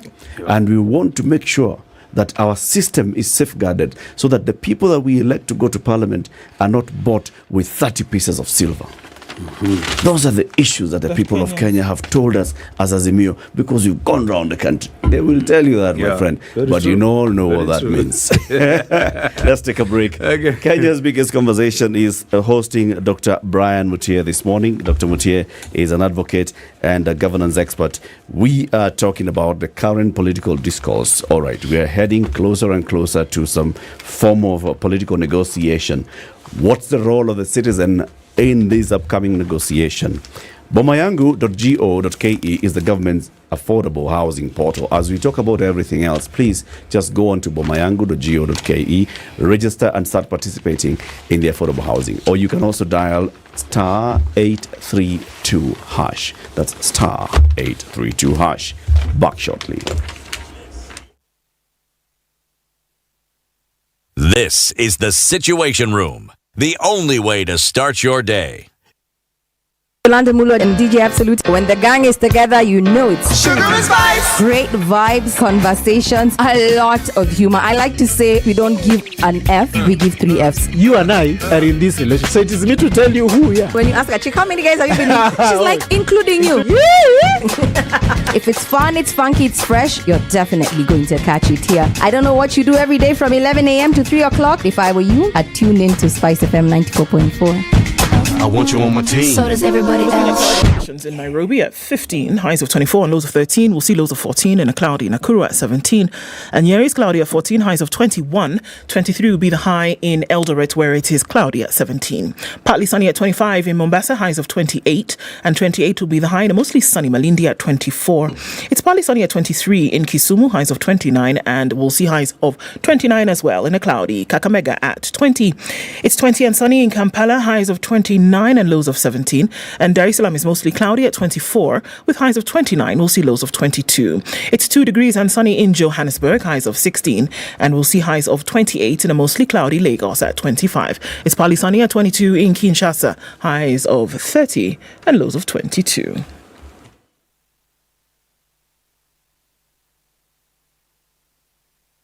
Mature, intelligent talk every morning. Done right. 94.4 Spice FM, Nairobi. All right, still busy on the Thika Superhighway as you come towards the Pangani Underpass. It's starting to fizzle out in most parts. We're looking at smooth movement on Mombasa Road out towards Haile Selassie at the junction. Jogo Road still a little bit busy, but Landis Road is the busiest now as you get towards Kamkunji. We'll see traffic coming off of Chiromo and getting out towards Wayaki Way and then on to the city centre. Still heavy on the Thika Superhighway. Incoming traffic on Kiambu Road, at least in one lane, is still busy. We're still in traffic hour. Let's see what happens shortly. Let's talk on Spice FM KE on Twitter.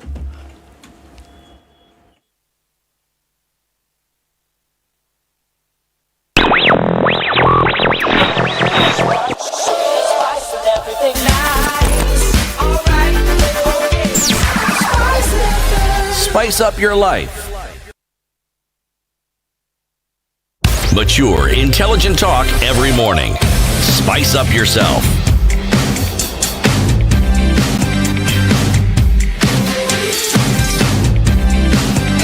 Morning Conversation done right. 24 minutes to 9. Our guest this morning is advocate and governance expert Dr. Brian Mutie. We're talking about what the politics that we are seeing, and we're asking ourselves, so what's the role of the citizen in the forthcoming talks, national talks? Very many people, even on our social media handles, and it's even been quoted in the Standard headline today, people are saying we want these talks to be live streamed. We want to see what's being discussed by everybody, not closed-door conversations. And then you come out and step outside the steps of Harambee House and shake hands. No. We want to see. So this basically is talking about the citizens need to feel involved in this entire journey. Where should this journey start?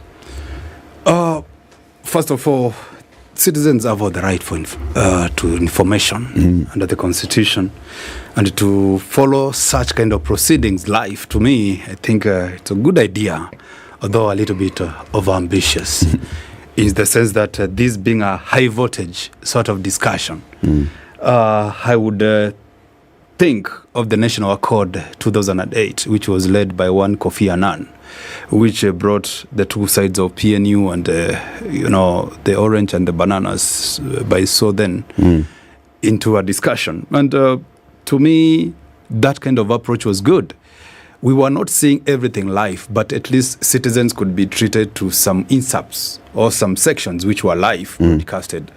And if we can borrow something from that, because the National Accord, that agreement, that negotiation, brokered something that I can say we are reaping the fruits as of today.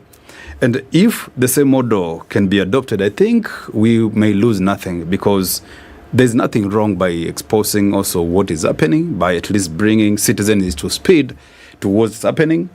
But again, it may not happen because of one reason or the other. One reason being that, as the city wants to say it, citizens have already delegated their powers to the negotiators. And having done so, they would want to be told that trust your leader, trust your negotiator, because you put him there or you put her there. that person is taking care of your agenda. Terry, we do not trust these people. They just happen to have been elected, and they're there. The issue of trust is a completely different conversation. Yes. Okay, so the idea is you have to, now that you have delegated your power to this particular leader, where I come from, we say when you take in a dog, you don't bark at the same time. Who, so, you or the dog? you as a person. Oh, right, okay. You let the dog do the barking. Why don't you say do the biting? You let the dog do the barking. So on this case also, bringing it home, closer is that you let your member or your representative do the barking or do the talk. Okay. Yeah. But then the same constitution says that leader must consult you. Sure. Right? Sure. So we cannot really run away from that. That they are expected to constantly have conversations with me. But we've also seen the nature of our politics in this country. Just the same way. Let's go with the BBI. The BBI tours around the country. Kisii, then one in Mombasa, the other one in was it in Kitui? Meru, and the Meru one, right? Those ones were supposed to be citizen engagements, but we all know what was happening. Leaders come, they stand out there, they talk, and then they produce a document and they call this the Makueni Declaration, the Mombasa Declaration, the Gusii Declaration, which did not really have sufficient engagement with the people. So if we say that we trust that our elected leaders, when they're going into this room, they have our points. Mandate. How can we actually prove that what they have, first of all, represents a majority of our thoughts? Yeah. First of all, once the 10-a-side or the 5-a-side meet, I think they have an opportunity to have what in law, or what I would equate in law as a pre-trial or sort of a pre-trial conference. They have to sit down and chart out a roadmap on how they are going to approach the whole process. And I will not be surprised if one of the ingredients of the roadmap will be to ensure that they also have a tour, countrywide tour, to collect more views from the people. Because at that point they are allowed, although there is no robust framework to guide them on how to conduct their business at that point, but if I was to sit in that kind of platform, it would be advisable for them to chart a good roadmap that would include the role of the citizens in terms of their input and how they are going to contribute in terms of enriching their views. Because as you said, the 5-point agenda that has been brought out may be limiting. There may be other issues that perhaps are more pressing. As much as the leaders would want to say we have gone around the country, we have heard the voice of the people, and that these are the most key pressing issues that need to be taken. I think to me, the document should not be limited to 5 because there are more pressing needs for the people that need also to be addressed. And that platform may open up that avenue for more enrichment of the document. You know, the discussions that we are now talking about, the ones which are in our headlines, yes, they very clearly mirror the discussions that have been had. I want to take stock of discussions such as this one that we've had before and the successes we've had with them. The one we had, was it 2007? Was it 2008? 2008. Yes. We saw what happened. Okay? The handshake that happened in 2018, the 9-point agenda. Yeah. That was two people having a handshake. Okay? Different sort of scenario. Now, and the circumstances around it are also different. If you ask those who are in the know and they give you their version of the story, because there's always more than one version. So right now, what are we discussing exactly? Are we discussing what the Mwananchi feels to be their priority, or are we discussing what it is that we have been told are our priority, or are we discussing what has been negotiated as what is acceptable to be discussed by these two groups who seem to be at loggerheads? I actually think they are not at loggerheads, if you ask me. Not really. Not really. Politicians, when they speak, one mustn't take everything they say at face value. You need to interpret it. There are people who speak and they are the litmus test. They are told to speak so that we can see exactly how people are going to respond to these things. Now you can decide who you think is a litmus test for both parties. But if you ask me the principles, they have a very clear understanding of what needs to be discussed. Sure. Okay? And a lot of the discussions we are going to have very little to do with what they think or what they want. They've already been told what to discuss and the path that they're supposed to follow. So I do agree. Oh, you agree? I do agree. Who has told them? The masters, of course. No, I am going to be specific. If it isn't the UK, then it is Americans or some IMF. If you're talking about these financial issues in the finance bill, these Bretton Woods organizations are the ones who normally come up with ridiculous demands that they keep making on people to follow. It's a rule book. It's to the letter. That's them. And it looks like we are set to follow them. As for whether we should behave, when you hear of Moderna setting up, Google has done this, God knows who has come here. Those people come here with conditionality, tell you, Nani, we are bringing these things to your country, but on the understanding.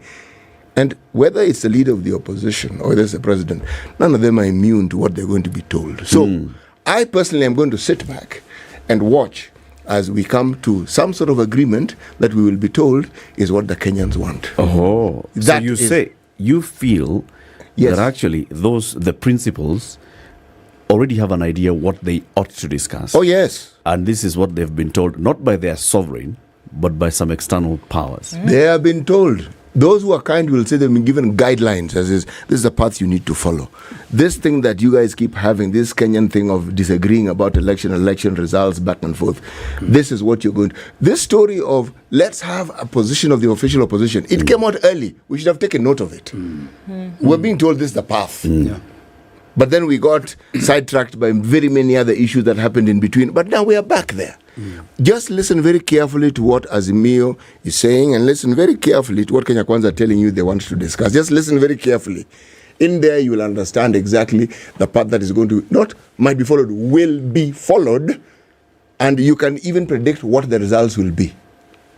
So do you have anything to do with it as the sovereign? We the sovereign are not involved in this conversation, except for when the framework that you talk about then will be announced to the people. That's when you will see the sovereign.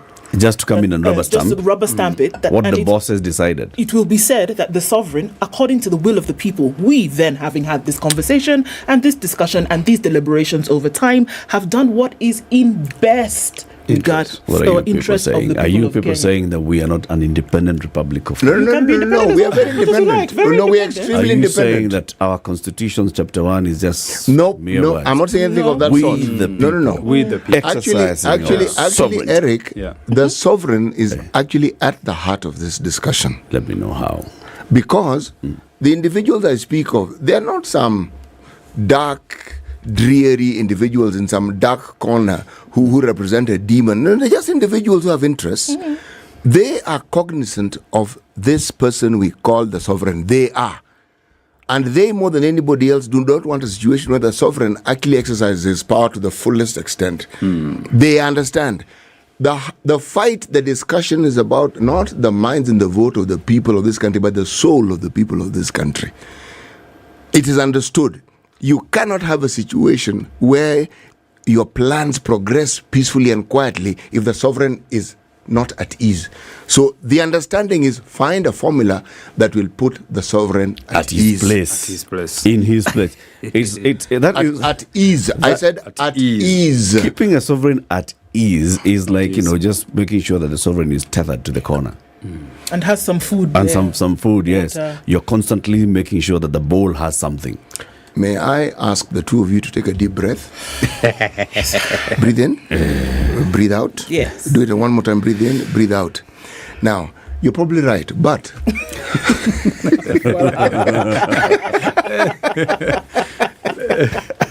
let me say this in terms of the big man syndrome. I mean, the big brother watching, and the city is insinuating that. No. Principles. I'm not insinuating. I'm actually stating it. Point blank. It's clear. I'm telling you, I'm stating it, yes. Okay. It seems to state that there is a gun on the neck of the principles, and the end result is already known. And well, first of all, until we iron out the 5-point agenda to the fullest, to concretize them and say, indeed, these are the 5 points that we are going to discuss, is when we can actually start talking about this issue in fullest. One issue that I want to say is that cost of living, which is actually enlisted as the first item, may not find a strong bath or position. Which one? This cost of living story? Cost of living.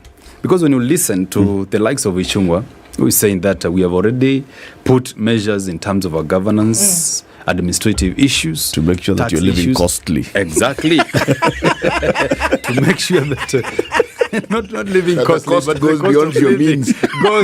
goes down. Well, that may be a bone of contention at that point, because they may be adamant, the government side. They may be a little bit adamant that this is a non-negotiating item, and therefore need to be replaced perhaps by something else, because they're arguing, or the government is arguing, that in our day-to-day administrative duty, we are putting measures in place, tax issues, negotiating with other development partners in terms of how to address the whole set of cost of living. So that may not find a strong bath within the negotiating list of items. And until now, when they agree on the 5, which I'm still waiting now, because the sentiments of Ichung'wah were very worrying, that's not an issue. So until we find them concretized, and now we are being told these are the 5 issues that have been discussed, then is when we shall now start addressing these issues from our mental thought process. I want to say the conference that I would want to see happening between the two sides when they sit down to work should come up with a good, robust framework and iron out whether the 5 issues really meet the threshold of what people want to see being addressed. And that's where I'm not going to be surprised if the issue of cost of living is going to be knocked out of the agenda item. Now, the issues of IBC, the issues of audit, those are very pertinent issues that, of course, everybody is waiting with bated breath. Are you serious? Yeah, of course. These are thorny issues. These are hot issues, Eric. And I tell you, the issue of, in fact, this will be the IBC. toughest. IBC. In fact, in terms of the constitution of the team and the roadmap that they will adopt in terms of coming up with a set of commissioners who will address the issue of IBC in the future. I'm saying this because when you look at the first set of selected panel that had already been put in place, first of all, we have not addressed that one. What is their place? They were 7 in number, if I'm not wrong. And we would want to see, and according to Azimio side, of course, they are representative of the government of the day. There is no representation of the Azimio side. So we are likely to see perhaps the team, first of all, being disbanded either, or the team expanded, first of all, to meet the expectations of the other side. Now, how to come up with the 7, to the other commissioners now, will be now where the biggest challenge is, because some of the protagonists within the two sides are arguing that we need to do an overhaul of the whole electoral system, have a system which is a little bit different to this one. Some may argue we go the electoral colleges way, which we may define as counties. And wouldn't that then have to require constitutional change? Changing the constitution. Right? No, the structure of the IBC may require some bit of legislation. Yes. That's why the 5 team member may now find their findings or whatever they have come up with, finding its way to Parliament for legislation purposes to go through all the stages that need to do. These people are not interested in touching that electoral system that we have. Yeah, it works for them. Yeah. Are we going over and above? Do we really think that this committee does not know what is needed in this country to be done? They do. Do you think that the individuals who make up this team are tone deaf, or they're blind to see what the issues really are? So now we want to start forming committee to start discussing, and then we want to now guise it that it is because Kenyans have issues, and then therefore we need to come and negotiate so that these issues can then be sorted out. Are you kidding me? Is this not a waste of time and resources that can be well spent to make sure that other things are done? Sure. Or are we not still looking at the fact that there is a side that's slighted and there is a side who also maybe has made some mistakes and is not willing to come to the table to discuss them? But now here we are talking about, the needs of Kenyans also need to be addressed. The needs of Kenyans also in terms of electoral reform also need to be addressed. And it is this committee that is going to sit down and discuss the way forward. Mm-hmm. And we actually are sitting here believing that the committee will come up with the way forward and then they will implement those things.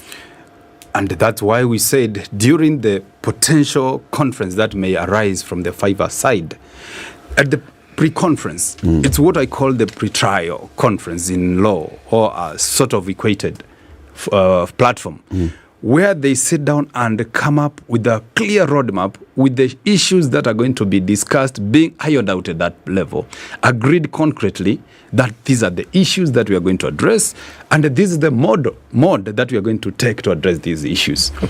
If they agree that we are also going to involve citizens directly, if they agree, then I think that will be a win-win for the citizens. Where they will make the mistake. The problem. No, I don't think so, because that is where they will have gone completely I don't wrong. think I don't think it will be a wayward decision if they go that route. It will be so far left field. You see, why don't you think so? I don't think so, because the Constitution itself has given the citizens the leeway to participate in such high-level decision-making processes through the Constitution under Article 118 and Article 196 at the count level. Also, the same citizens have the same path to contribute towards what they feel interests them.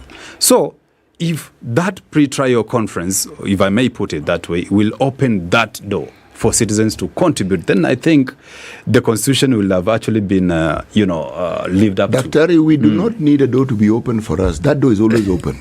No, there are no conditionalities in our Constitution where we are told as citizens you can only participate on a rainy day.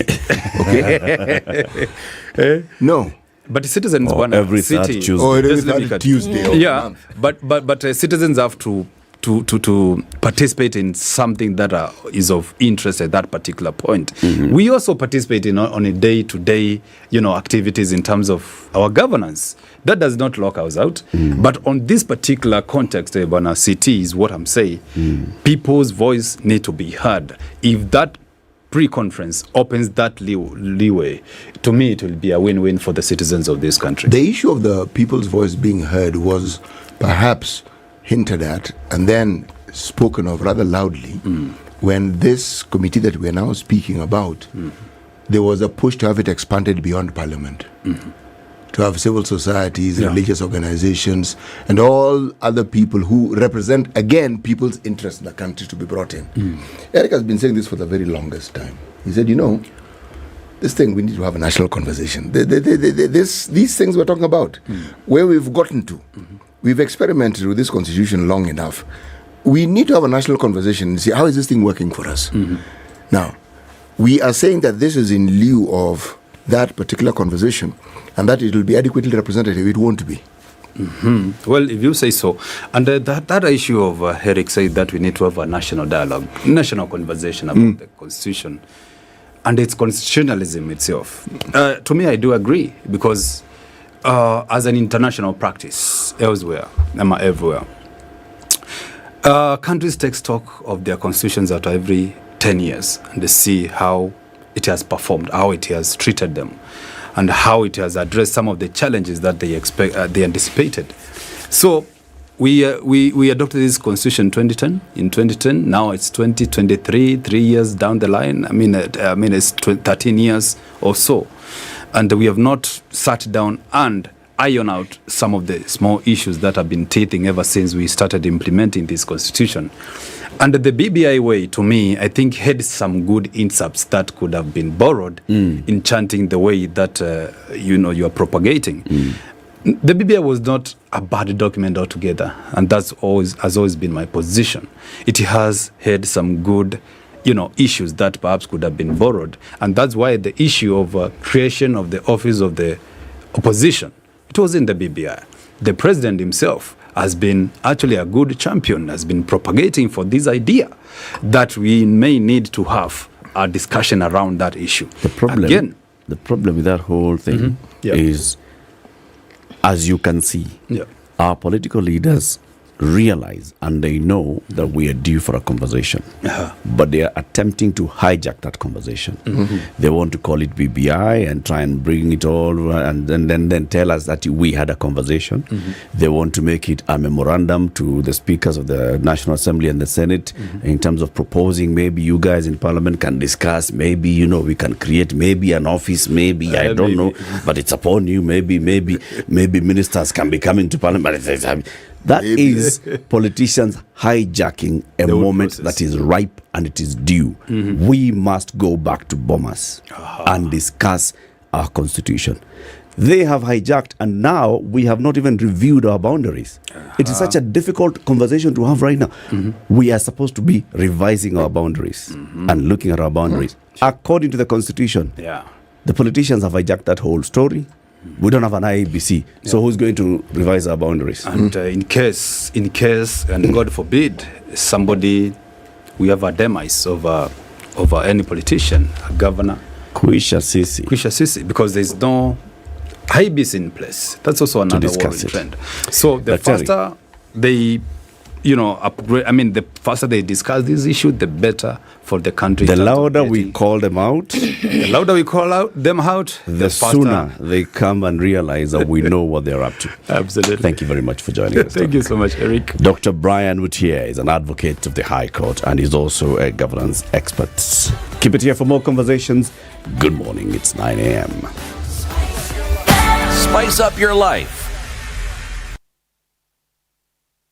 Some very nice, mature music. They really take me back to my days, and I can just feel get and enjoy the vibes. Spice. I'm a big listener of Spice FM. You play the best music. This is 94.4 Spice FM.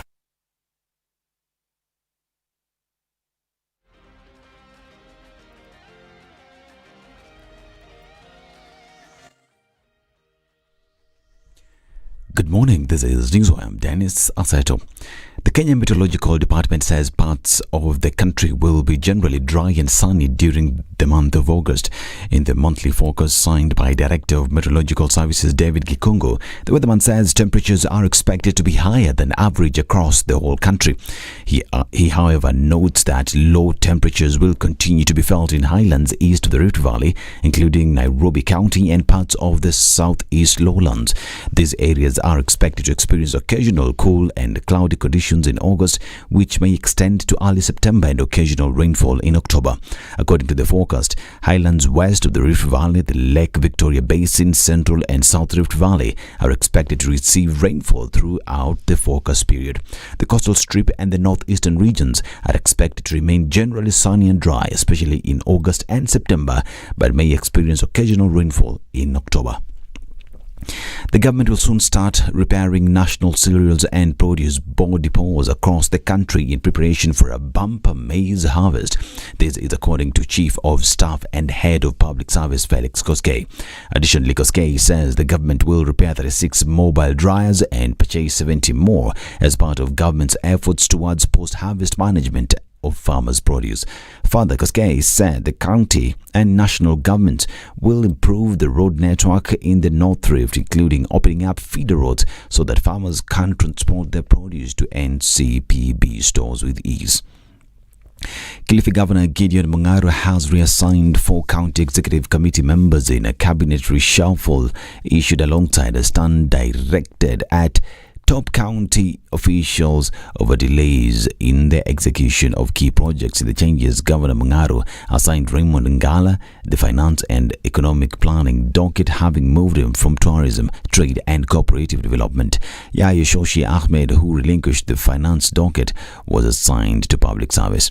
Clara Chonga moved from education to tourism, trade and cooperatives, while Kaingu Ednah relinquished the public service docket and moved to early childhood development and ICT. Now, Kenneth Muga, the Director General of the Kenya Vision 2030 Delivery Secretariat, has obtained conservatory orders which prevent the government from interfering with his duties and employment until a case he filed is heard and determined. Muga filed a lawsuit alleging that the CS National Treasury and Economic Planning illegally terminated his employment without cause. He claims that on July 4th, one Francis Minor, director of the State Department of Economic Planning, illegally and forcibly took over his office at the Secretariat. He also claims that the CS's actions are intended to frustrate him and amount to administrative overreach and an illegal usurpation of the boards and the appointment authorities' powers. The Kericho County government has denied the Londiani Accident Victims Fund raised through Harambee to assist the 53 fatalities who perished and 24 others injured had been embezzled as alleged in a section of the media. Now, the County Secretary Wesley Bor, who read a statement to the press, said that the committee in charge of the Londiani accident had spent a total of 9.3 million shillings out of the 14,589,604 shillings to cater for the families of the accident victims. The funds were raised in a funds drive that was presided over by Deputy President Rigathi Gachagua. Bor said that owing to the mismatch of names given out with the actual identity cards of the crash victims, the committee was still authenticating and sorting the remaining crash victims and injured individuals. Some were still in hospital, saying that the final checks will be issued out to the families. Both said that the national government gave 300,000 shillings to each of the 53 crash victims, while the county government of Kericho gave 90,000 shillings, making a total of 390,000 shillings. And the Directorate of Criminal Investigations has launched investigations into a suspected case of money laundering in the Nairobi County Government. In a letter addressed to the County Secretary, the DCI said the county government is alleged to have fraudulently made payments to 9 companies for services not rendered. The investigators requested several documents to facilitate their probe. The county government is also required to provide tender documents, including but not limited to tender invitation, preparations and submissions, opening and evaluation, and tender committee meetings. Further, the DCI has to be furnished with award of contracts, including contract preparations. I'm Dennis Aseta. Good morning.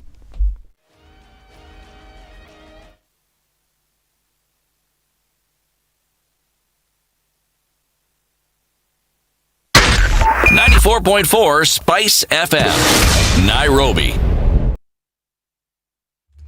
All right, it's coming out of traffic hour in not too far from now. A little bit of traffic, well, actually a lot of traffic still left on the Thika Superhighway, trying to come in through towards the Pangani underpass. It's busy. Where's this? This is all inside here, Chiromo, going into Lavington, and then out towards James Gishuru, spilling over towards Waiaki Way. That's still busy. And we're looking at traffic still heavy coming off of Limuru Road and Kiambu Road. So that still continues. Seems to be ebbing and flowing today. So a few minutes after 9 o'clock is where we still see traffic in the CBD. It's heavy on Jogo Road and Landis Road in both directions. Uhuru Highway is then busy coming in from the Nyeri Stadium roundabout out into the CBD. So we're still in traffic hour. Let's see what happens in about half hour or so. Let's talk on Spice FM KE on Twitter.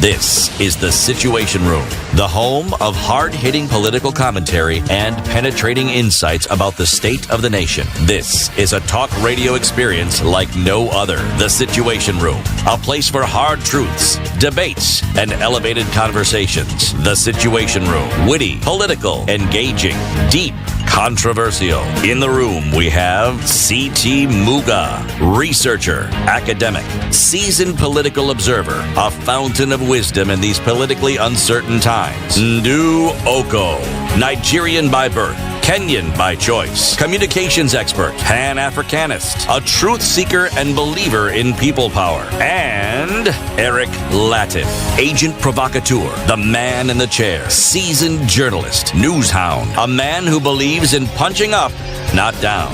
7 minutes after 9. How are you? Now, welcome to the final hour of the Situation Room this Tuesday.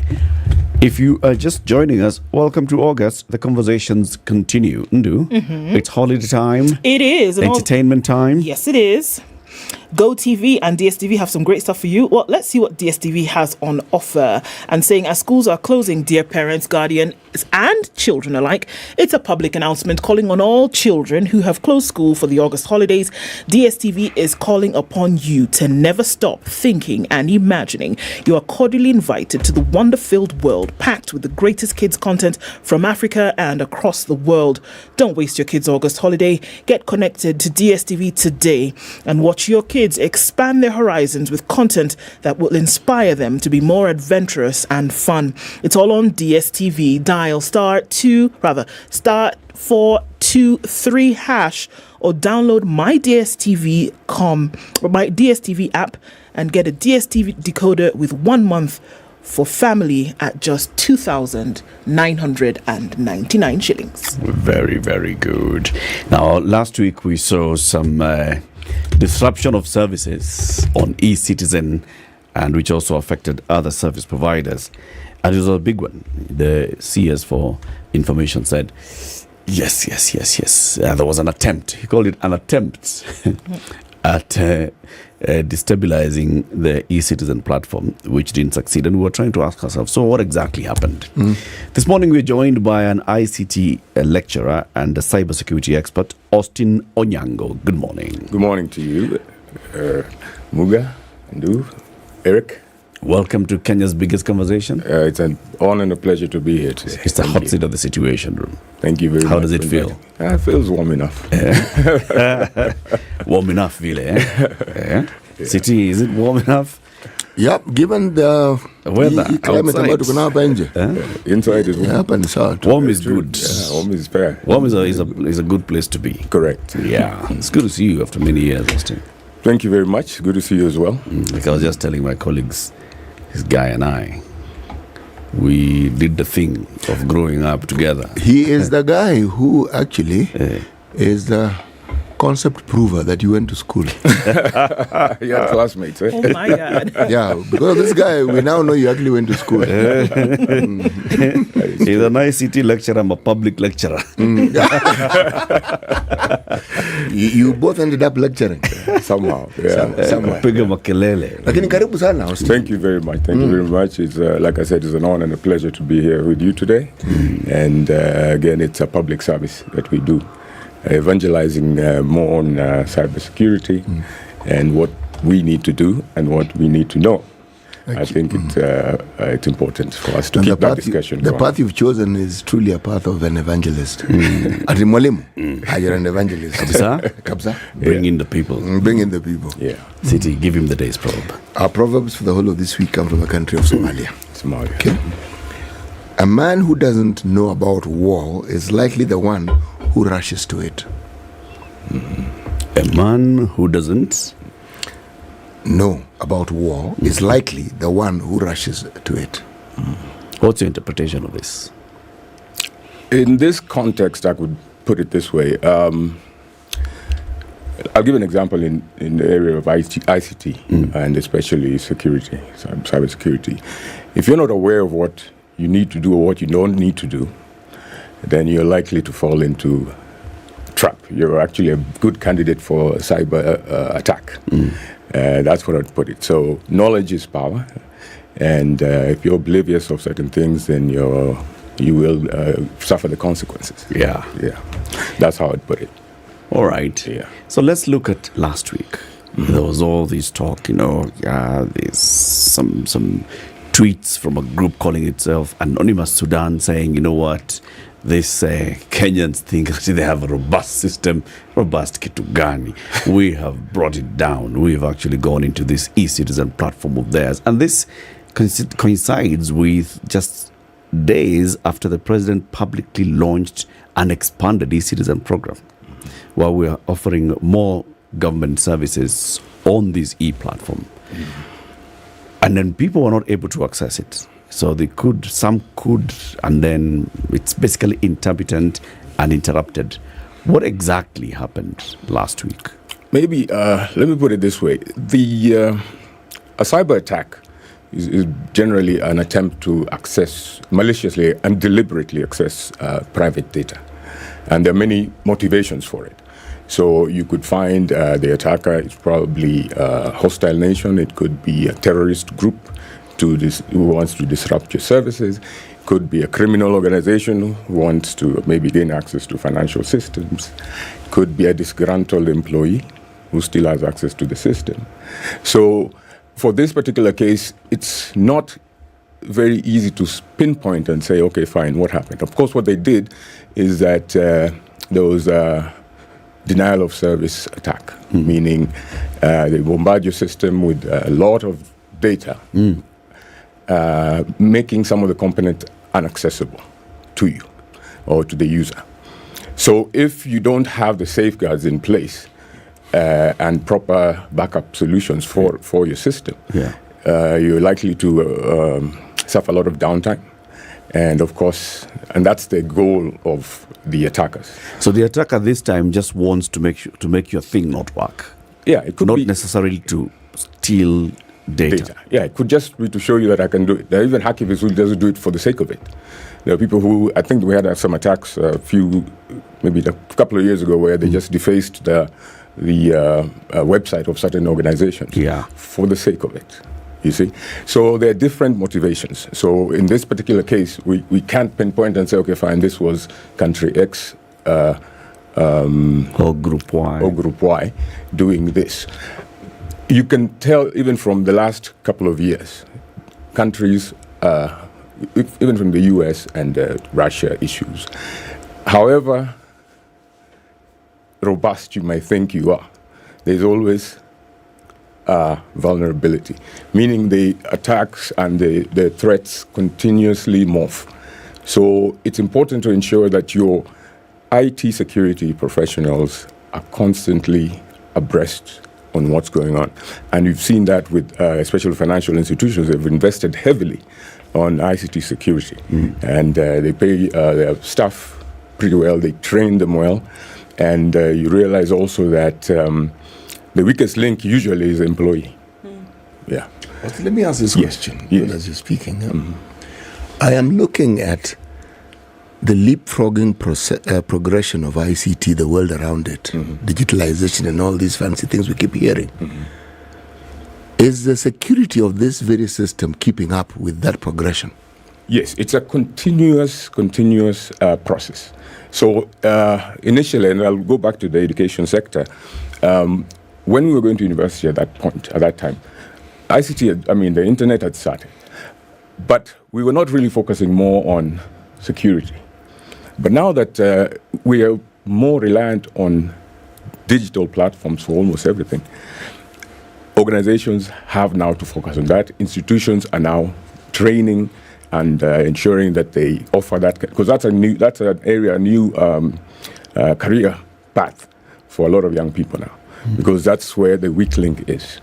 And as we keep going, the threats keep changing, they keep morphing, and the people behind the security also keep learning. So to avoid those, to actually manage or mitigate those threats, and which is the most important part of it. But it seems to be like one supports the other, because if you digitalize or the ICT component of your business is enhanced, it looks like you are then exposed to more threats. Now, if the threats are actualized or you actually see an attempt at them, then it also means that you then have to invest in even a higher security level than you previously had. It looks to me like a good business model. It is a good business model. I mean, that's why you see it's a new career path. And in fact, organizations, new organizations are just coming up specializing only on ICT security, you see. And it's the same people. Let's put it this way. The skill set of the attacker and the security guy. Of the defender. Yes. Yes. So you remember initially we would have somebody create a virus and then also create an antivirus.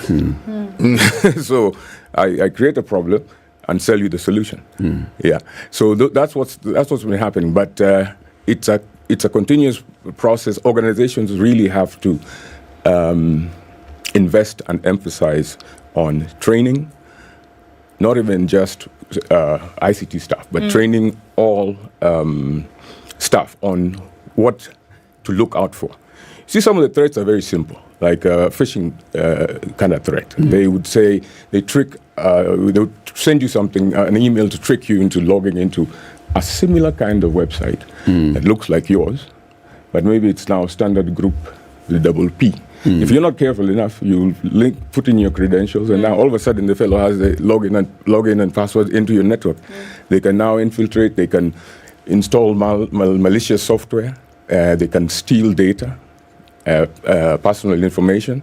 There are organizations that have actually shut down just because of that kind of threat. Because we have, I think there's a group, there's a international hotel group that lost almost 300 million personal records.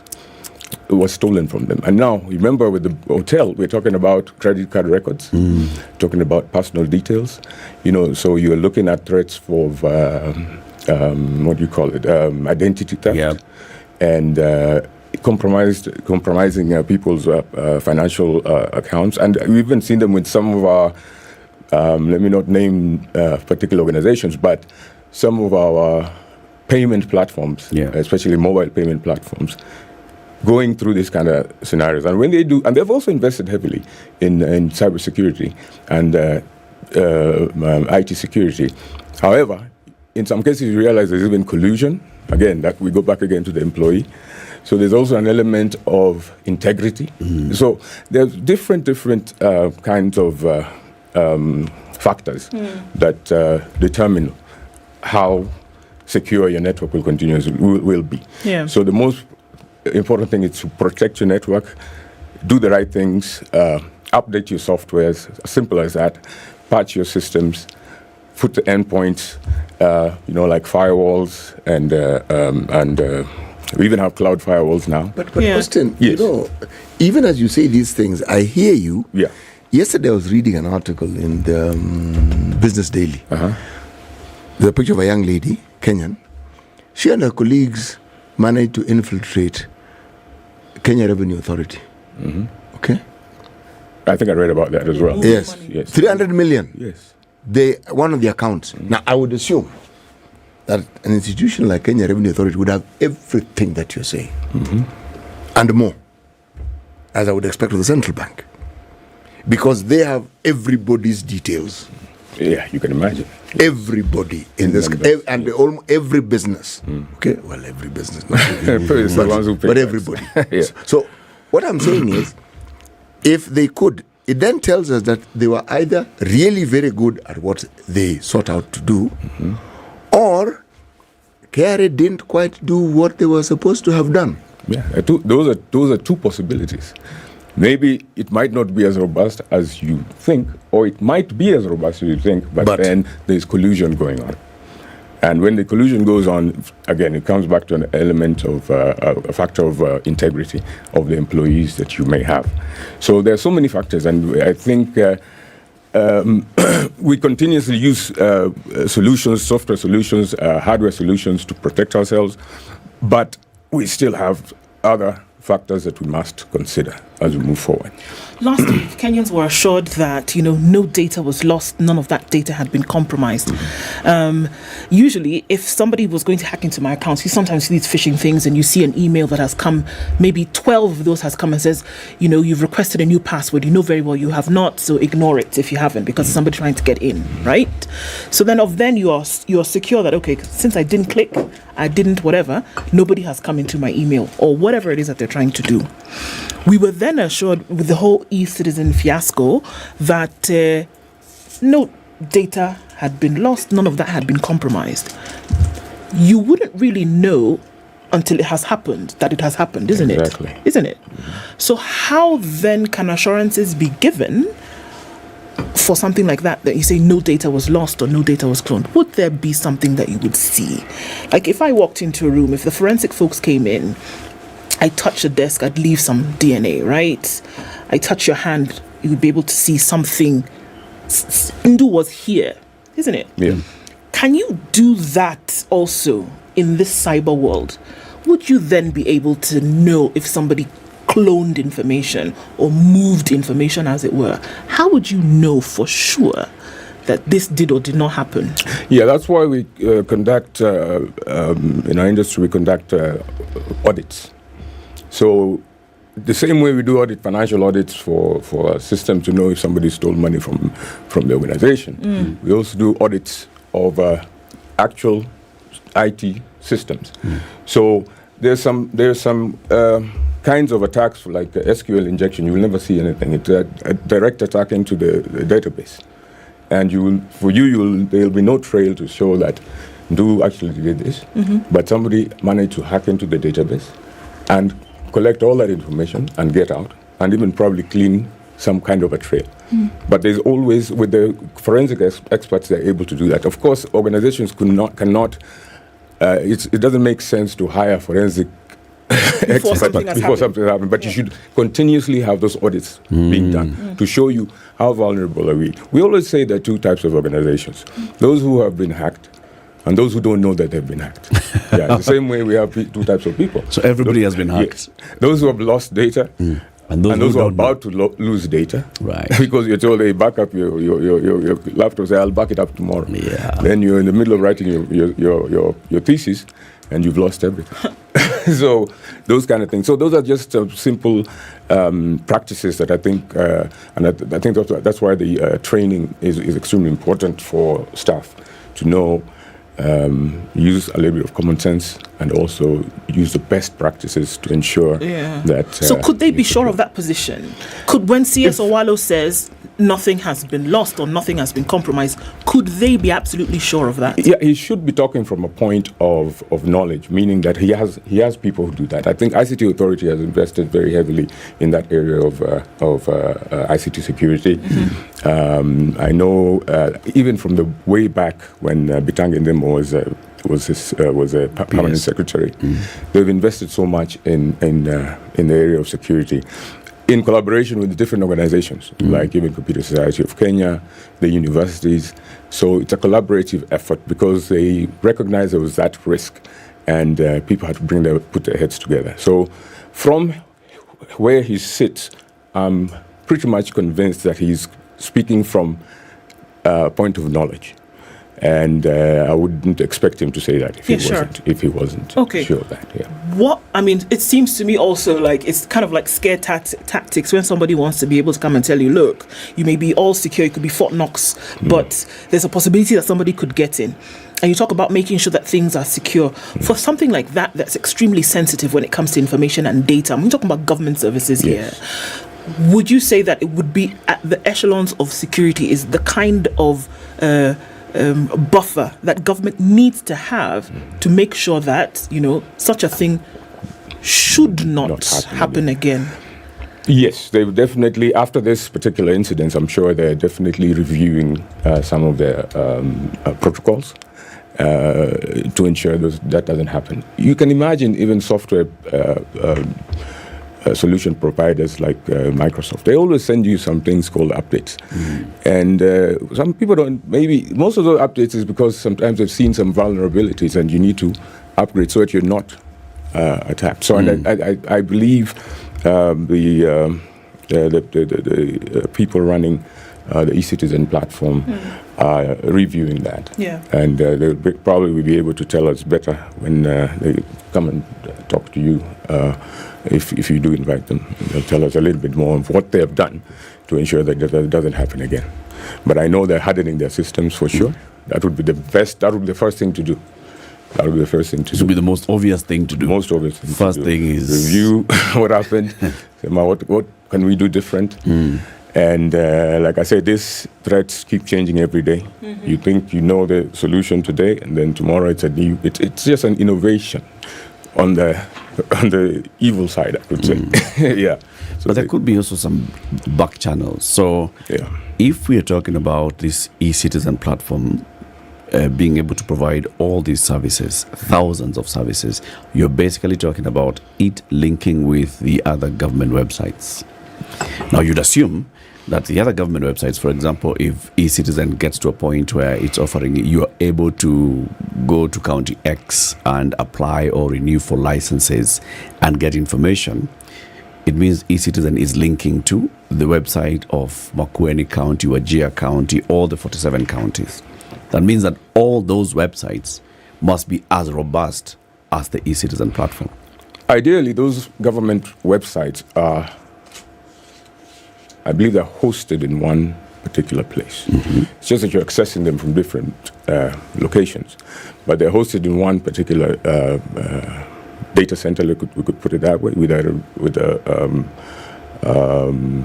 backups somewhere else.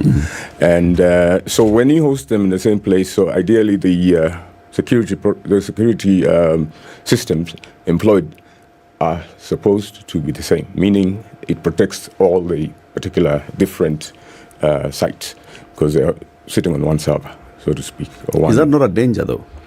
If you host all of them, you can imagine 47 county governments all sitting there, all the government state departments sitting there, all other institutions, parastatals and all of them offering government public service being hosted under one place. It means if there's a vulnerability, it's exposing all of them. It is a risk if you don't have a redundancy option, meaning I host this systems here, but I have a recovery system somewhere else that is running at the same time, but not on the same server. Okay. So if I go down, if this system goes down today, there is you can quickly switch off. So you minimize your downtime.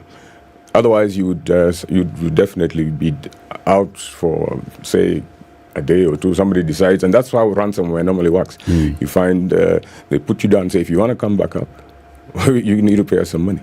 And you pay, then they bring back your systems. Wow. Yeah. So those things happen, and especially in the financial systems, systems that run. But like I mentioned earlier, the financial services and financial providers, bankers have really invested heavily on that. The redundancy options, because you can imagine if a bank is down for 5 hours. Yeah. I think the bank run would be quite severe. Banks definitely will never tell you that we have been hacked because it's not good. It's not good for them. It's not good for you. It's not. But they do run into these problems all the time. And if you look at the numbers, you'd pretty much be shocked. But I know they've done a lot over the years. They've really done a lot in terms of securing their services and ensuring that they have minimum disruption. Okay. Yeah, and so I'd imagine the eCitizen platform is also. I'm 100% sure they have redundancy options. So it could be that even when it came back up, it was running from a different platform as they try and sort out the other issues. All right, let's take a break. 9:30. This is Kenya's biggest conversation, hosting Austin Onyango. He is a cybersecurity expert, an ICT lecturer, and also runs what's the company called? Yes, I'm a principal consultant at the DataNet Solutions. Yeah, so we offer mostly infrastructure work, but now also a lot of ICT security services because of the nature of our clients. Clients we have. The emerging markets. Yeah, exactly. So we don't just give you the hardware. We also sort you out from the security side. All right. Yeah. Austin, I'm sure you've heard about the affordable housing program by the government. Yes. Where they're putting up houses in various areas, and then they say once the houses are complete, we want the citizens to be able to come in and own these homes. Either own directly by paying expressly, or you can rent to own. So you pay over a long period of time, sort of like a mortgage. Now, the only way to participate in that, in getting into owning a home, is by registering on their portal, which is called a Bomayangu portal. It's bomayangu.go.ke, which is also hosted in the same place as the others. Bomayangu.go.ke, but it didn't come down when the others were hacked last week. Or you can also just dial *832#. That's *832#. Register, go through the steps, and then start saving, putting kidogo money. And when a house that you've selected is ready, if you get to 10% off its sale price, then you qualify for a house. That's simple. I think it's a good program. I mean, I've seen I've gone to their website actually, and I think the price point is also quite friendly, so to speak. Yeah. So I hope a lot of us will take that opportunity. We must. Yeah. Let's come back shortly after this break. This is the Situation Room, the only way to start your day. James, hey, been a minute. What's been going on? Maze, let me tell you about Maricela. Okay. She has wizard me anywhere. She's the best. She's reliable. She takes me to places I've never been, man. Akona quality, yani. She's never let me down, and I'm so glad she's in my life. Wait, who are you talking about? I see my car, man. Who did you think I was talking about?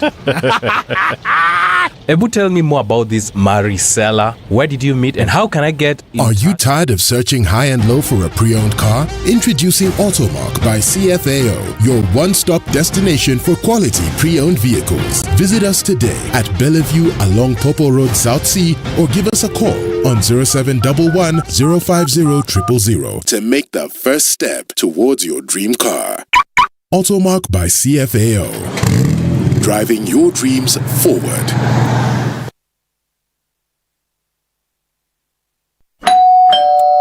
Oh, finally! It's my Standard Courier delivery.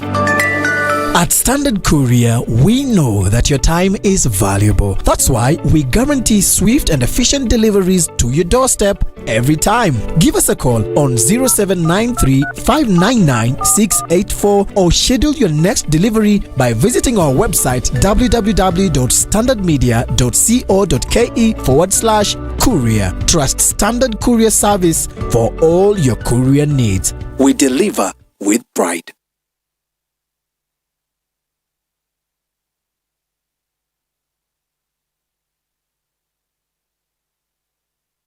Some very nice, mature music. It really took me back to my days, and I can just feel Nairobi has 16, highs of 24 and lows of 13 today. It's 20 and sunny in Nakuru, highs of 26 and lows of 14. We'll see lows of 14 in a cloudy Nyeri at 15, going to highs of 21. 23 will be the high in a cloudy Eldoret at 18, coming down to lows of 14. It's 25 and partly sunny in Mombasa, highs of 28 and lows of 23. We'll see lows of 24 in a sunny Malindi, currently at 26, going to highs of 28. It's cloudy at 25 in Kisumu, highs of 29 and lows of 19, and Kakamega will see highs of 29 and lows of 16. It's sunny at 24 in Kampala, highs of 29 and lows of 17, and Dar es Salaam is sunny at 25 with highs of 29, we'll see lows of 21. It's warmed up to 5 degrees in Johannesburg, highs of 17 and lows of 2. Lagos is cloudy at 25, we'll see highs of 28, and Kinshasa will see highs of 30. It's currently partly sunny at 23. Looking out into a cloudy Beijing Tuesday afternoon, we'll see highs of 29 and lows of 25. While it's mostly sunny at 16 in Paris, we'll see highs of 22 and highs of 22 in London as well. It's partly cloudy on Monday night in New York. Coming into Tuesday, we'll see highs of 26 and lows of 17. Spice FM, Nakuru.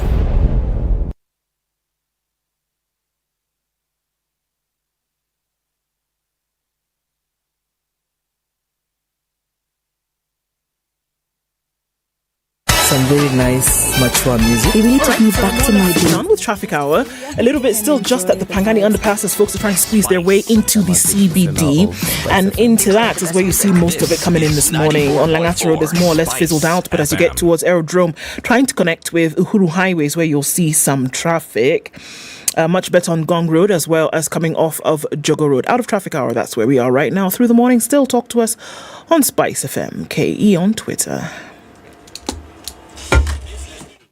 Business News with Spice FM. I'm Dennis Aseto. The Kenyan month-on-month inflation in July dropped by 0.6% to 7.3%. This is according to new data amid dropping prices of some food items. Data from the Kenya National Bureau of Statistics.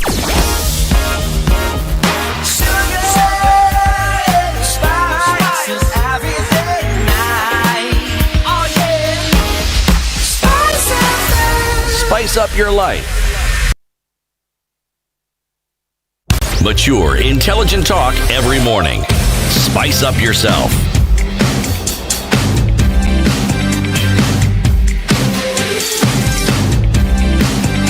Mornings done right. And Frederick says a system is better when that system is attacked several times. Unlike a system that has never been attacked, there's a secure system.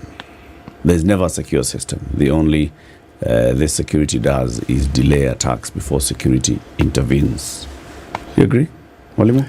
Yeah, ideally, the more attacked you get, the harder you become, tougher.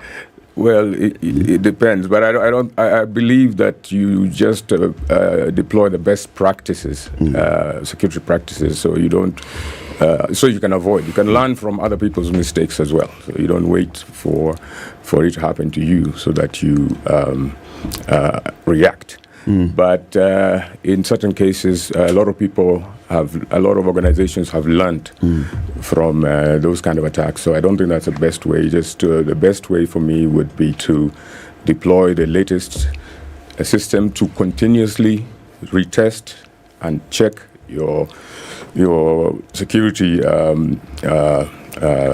protocols within the networks. And so it's a continuous process of checking, rechecking, and redeploying and upgrading to ensure that you are as secure as possible. Of course, you cannot be 100% secure, but I'll agree with him, because there's never a 100% secure system. But yes, you can definitely avoid. You can avoid certain attacks if you are proactive. So proactivity is something that we definitely encourage in the area of cybersecurity and IT security in general. It seems to be the opinion, and maybe it's the truth, or facts rather, that the hackers always seem to be one step ahead. Like, you're fixing the thing, but there's somebody who's, you stomp out this head, there's another one that's growing here, kind of thing. They always seem to be saying, well, okay, you can fix that one, but we've already, cooked up something in the kitchen. Yes. Then there's also the thing that those of you who operate in the cybersecurity world know who these hackers are. You kind of are aware of their footprint. You kind of know this is the work of this person, right? Or this entity. What would be difficult in then being able to get them into the space and say, well, and I'm reminded of a movie whereby a guy who was giving bad checks then essentially was co-opted by the FBI to work for them. He said, look, there's no one who can find these guys better than the guy who's been stealing from people. So let's have him on our team. You see where I'm going? Yeah. A lot of security organizations do that, actually. Yeah, I mean, once they actually analyze and see your skill set in that area of of hacking, and they realize that you are a pain in the neck, then they bring you on board. Bring you on board and say, teach us how to avoid this kind of attacks. And usually it's a compromise. You either go to jail, or you work for us. Yeah, because some of them are really, really good.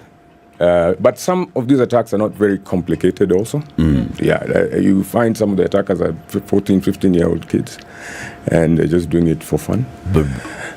But yes, there is a way of knowing that this is, and some of them, they don't hide. I mean, they just hide under, the black hats. Yeah. So they hide, and we have white hats who are ethical hackers.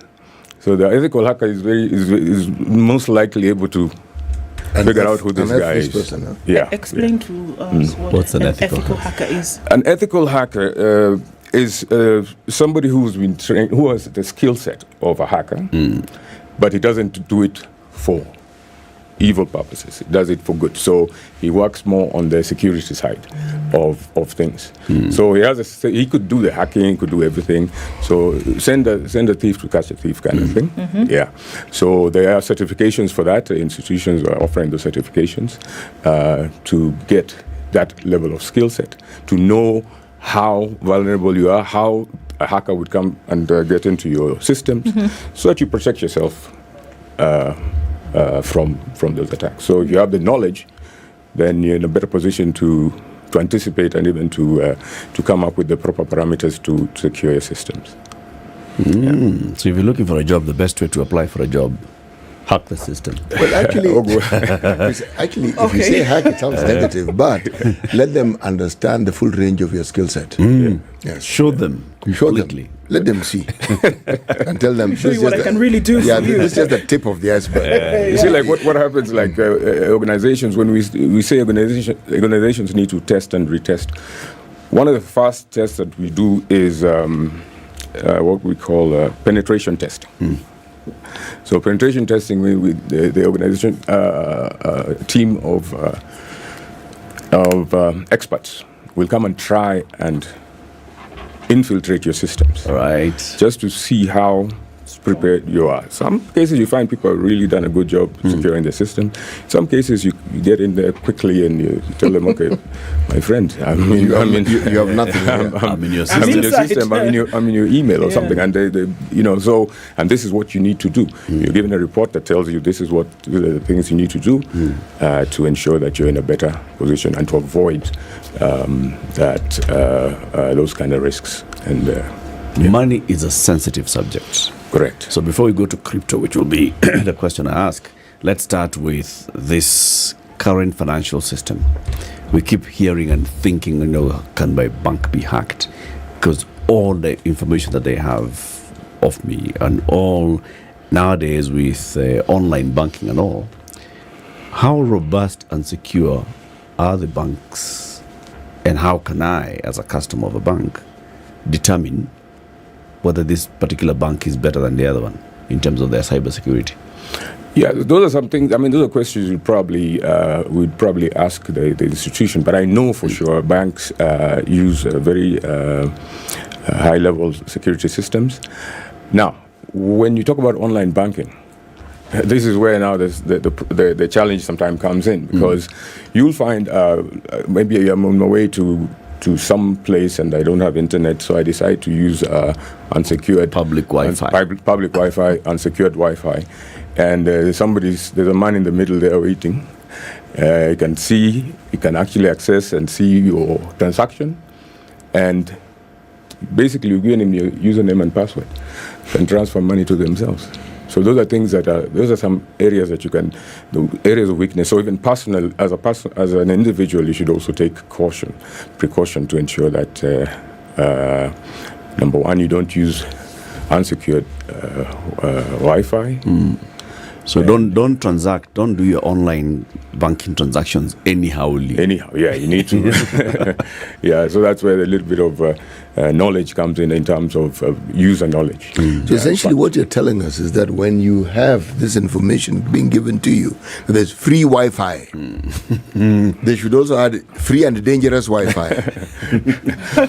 Most Wi-Fi solutions, you realize, most Wi-Fi hotspots, you realize they always have some kind of a password. But if you find one that has no password, you need to be a bit cautious. Maybe try and browse and do a few things, but generally you're exposing yourself. Right. Yeah, exposing yourself.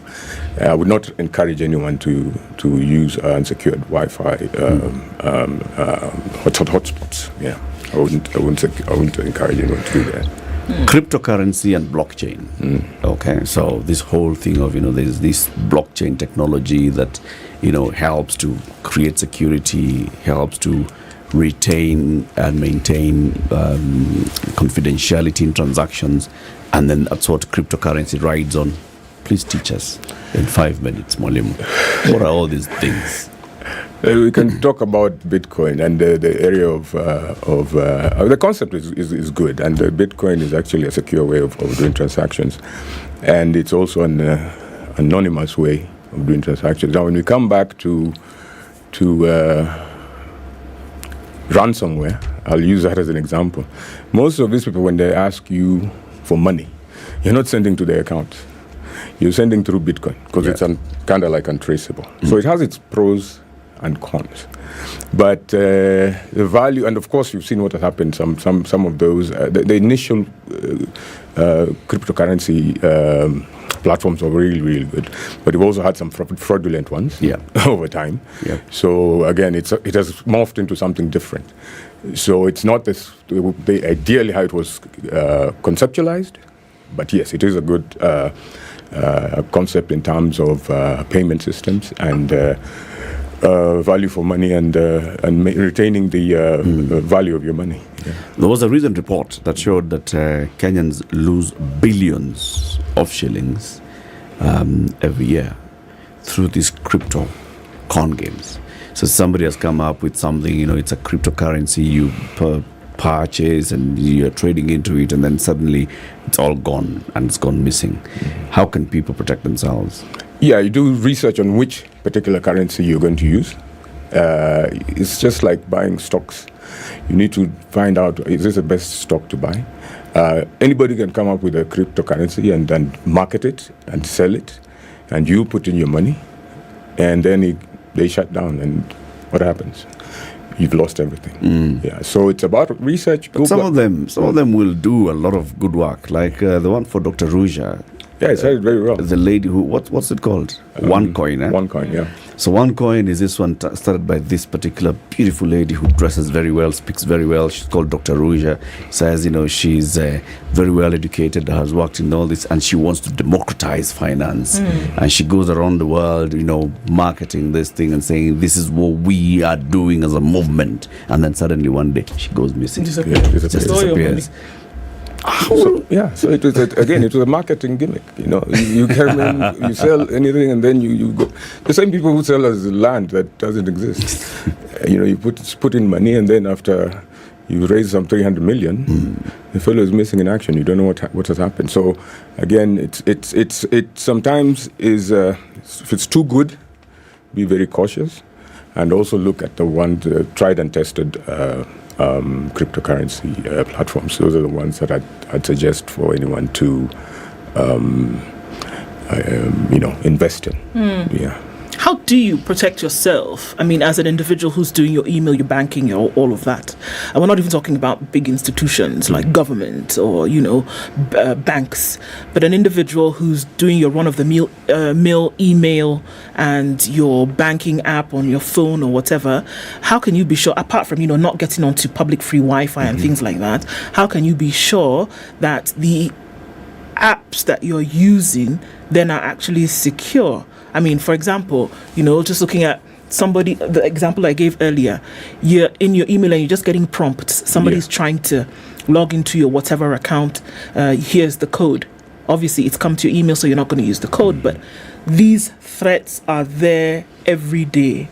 How can you be sure that what you're using is safe? Because you don't want to be locked out of the doors of technology. Yeah, you're right. You see, what happens even with our own personal devices, our own laptops, our own phones. The phone is just as powerful as your laptop. And you should also use the same protocols. I mean, there's software to protect you on the phone and to sweep and see if you're secure, if you have any viruses, if you have any malware. Because malicious software is there to steal personal information. Yeah, so you need to also update your phone, make sure you have protective software on your phone as well, so that you minimize the risk of being compromised, or your banking details being accessed, by unauthorized individuals. Yeah. They keep talking about changing passwords and the importance of changing passwords. Yeah. But then, passwords, bwana. How many passwords are you going to remember? Every time this system tells you can't use a password that you've used previously, and then, you keep changing passwords every 2 weeks. From, an IT systems manager point of view, is there a way that this can be done in a different manner, that I don't have to keep changing my password because I will not remember this password? And this will now create problems. Yeah. The best practice, of course, to periodically change your password. And I think for us, when we don't, there's an element of, we become a bit lazy. Like, okay, I'm just using, this is the easiest password. Yeah. You have to make your password number one a bit complex. But you can still remember. If it's complex, you'll forget it. No, you Kwanzaa, have if you to keep find changing a way. it. Yeah, if you keep changing it, of course. I can make it complex and then let it stay for 5 years. One. Yeah, like some institutions, of course, will prompt you to change every probably every 2 months or 3 months, because it's part of the security protocol. And it's part of a way of protecting you and the institution. And as an individual also, you need to just have your own protocol of... It cannot be that complex that you can't remember it. You have to put something that... It is complex for somebody else, but not too complex for you to remember. You see, the problem, Austin, is you've got a password for, let's say here, for devices, for your office. You've got a password for your banks, your online banking. All right. Let's say you're operating 3 different bank accounts. Those are 4 different passwords. You've got your passwords for your social media platforms, passwords for your Gmail, passwords for. People have like 10 different passwords. And you still have a password for for unlocking your phone. All of them, different digits, different number of digits, different number of characters. There are too many, and all of them asking you to keep refreshing your password at different times.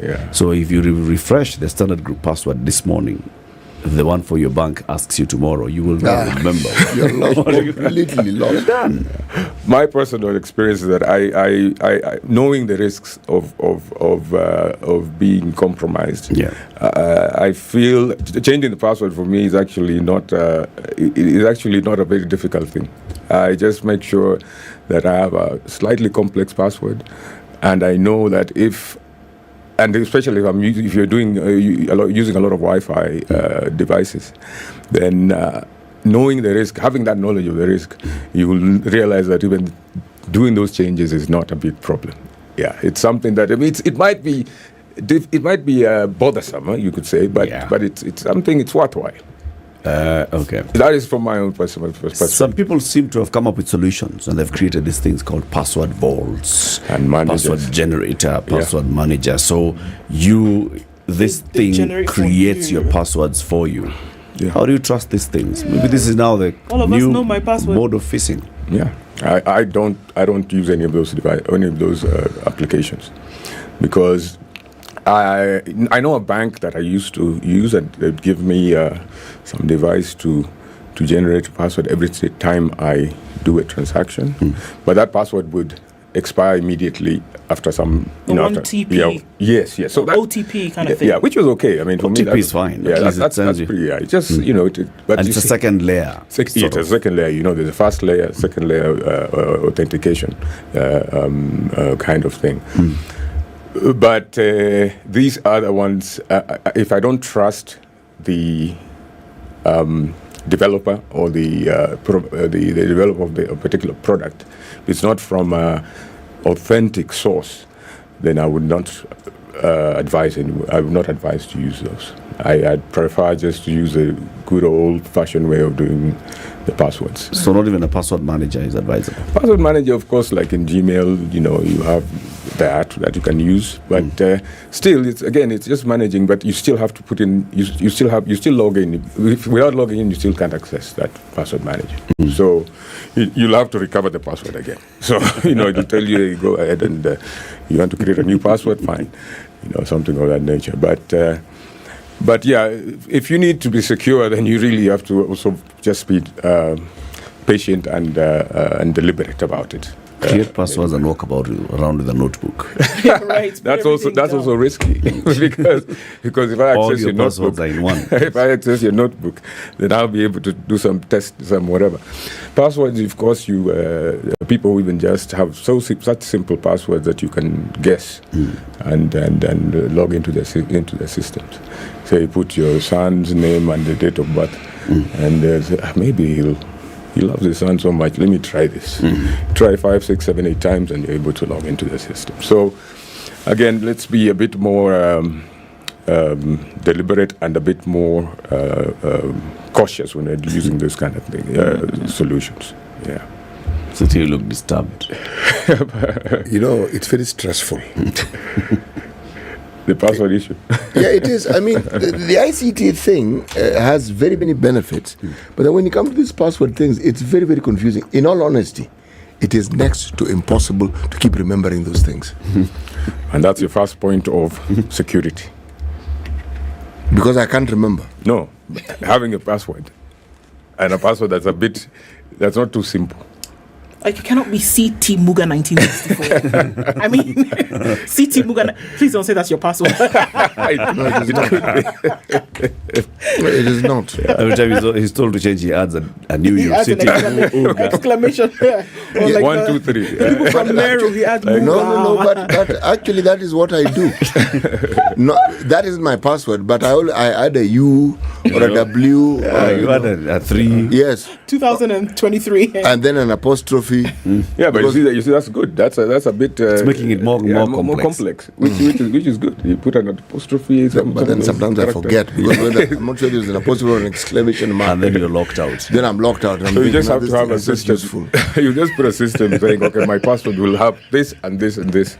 So whatever you do, you know there will be an apostrophe and maybe especially a star. with these bank accounts. Then you're locked out. Yeah. Then you have to go to the branch. Then the bank tells you, come and visit us. And that was not the intention. I had and no you wish have to fill out a whole new form and explain why are we resetting your password. And you can't write that because I forgot. Actually, me, I write because I had forgotten. I forgotten it, yeah. But this is good. They locked you out so that you're able to. So they've secured your funds by locking you out. There might have been somebody else trying to access your account, you know. So they're saying, Listen, okay, we're not. I have had the money in there is hardly worth the bother. So I don't really understand why. Maybe that's why that's why it frustrates you. Perspective, City. Perspectives. 20 million shillings is hardly worth anything. Come on. To some people, it's but some of us, it's a lot of money. Milk money. It's all about perspectives, man. Dennis Ngodo says, honestly, this password thing is just an age thing. He's right. He's absolutely right. There's no question about it. Yes. Okay. Thank you very much, Austin, for joining us today. Thank you for the time, and thank you, CT and Du, as well. It was a pleasure being here, and continue watching your show. And learning a lot. We learn a lot every day watching this show. And I know you have a lot of fans all over the world. Very good. Can't wait for your show to start every day of the week. That's right. And thank you, everybody who's tuned in this morning. Asante sana for all the contributions. Keep it here for more. Join us tomorrow, Wednesday the 2nd. Have a lovely day. It's 10 a.m.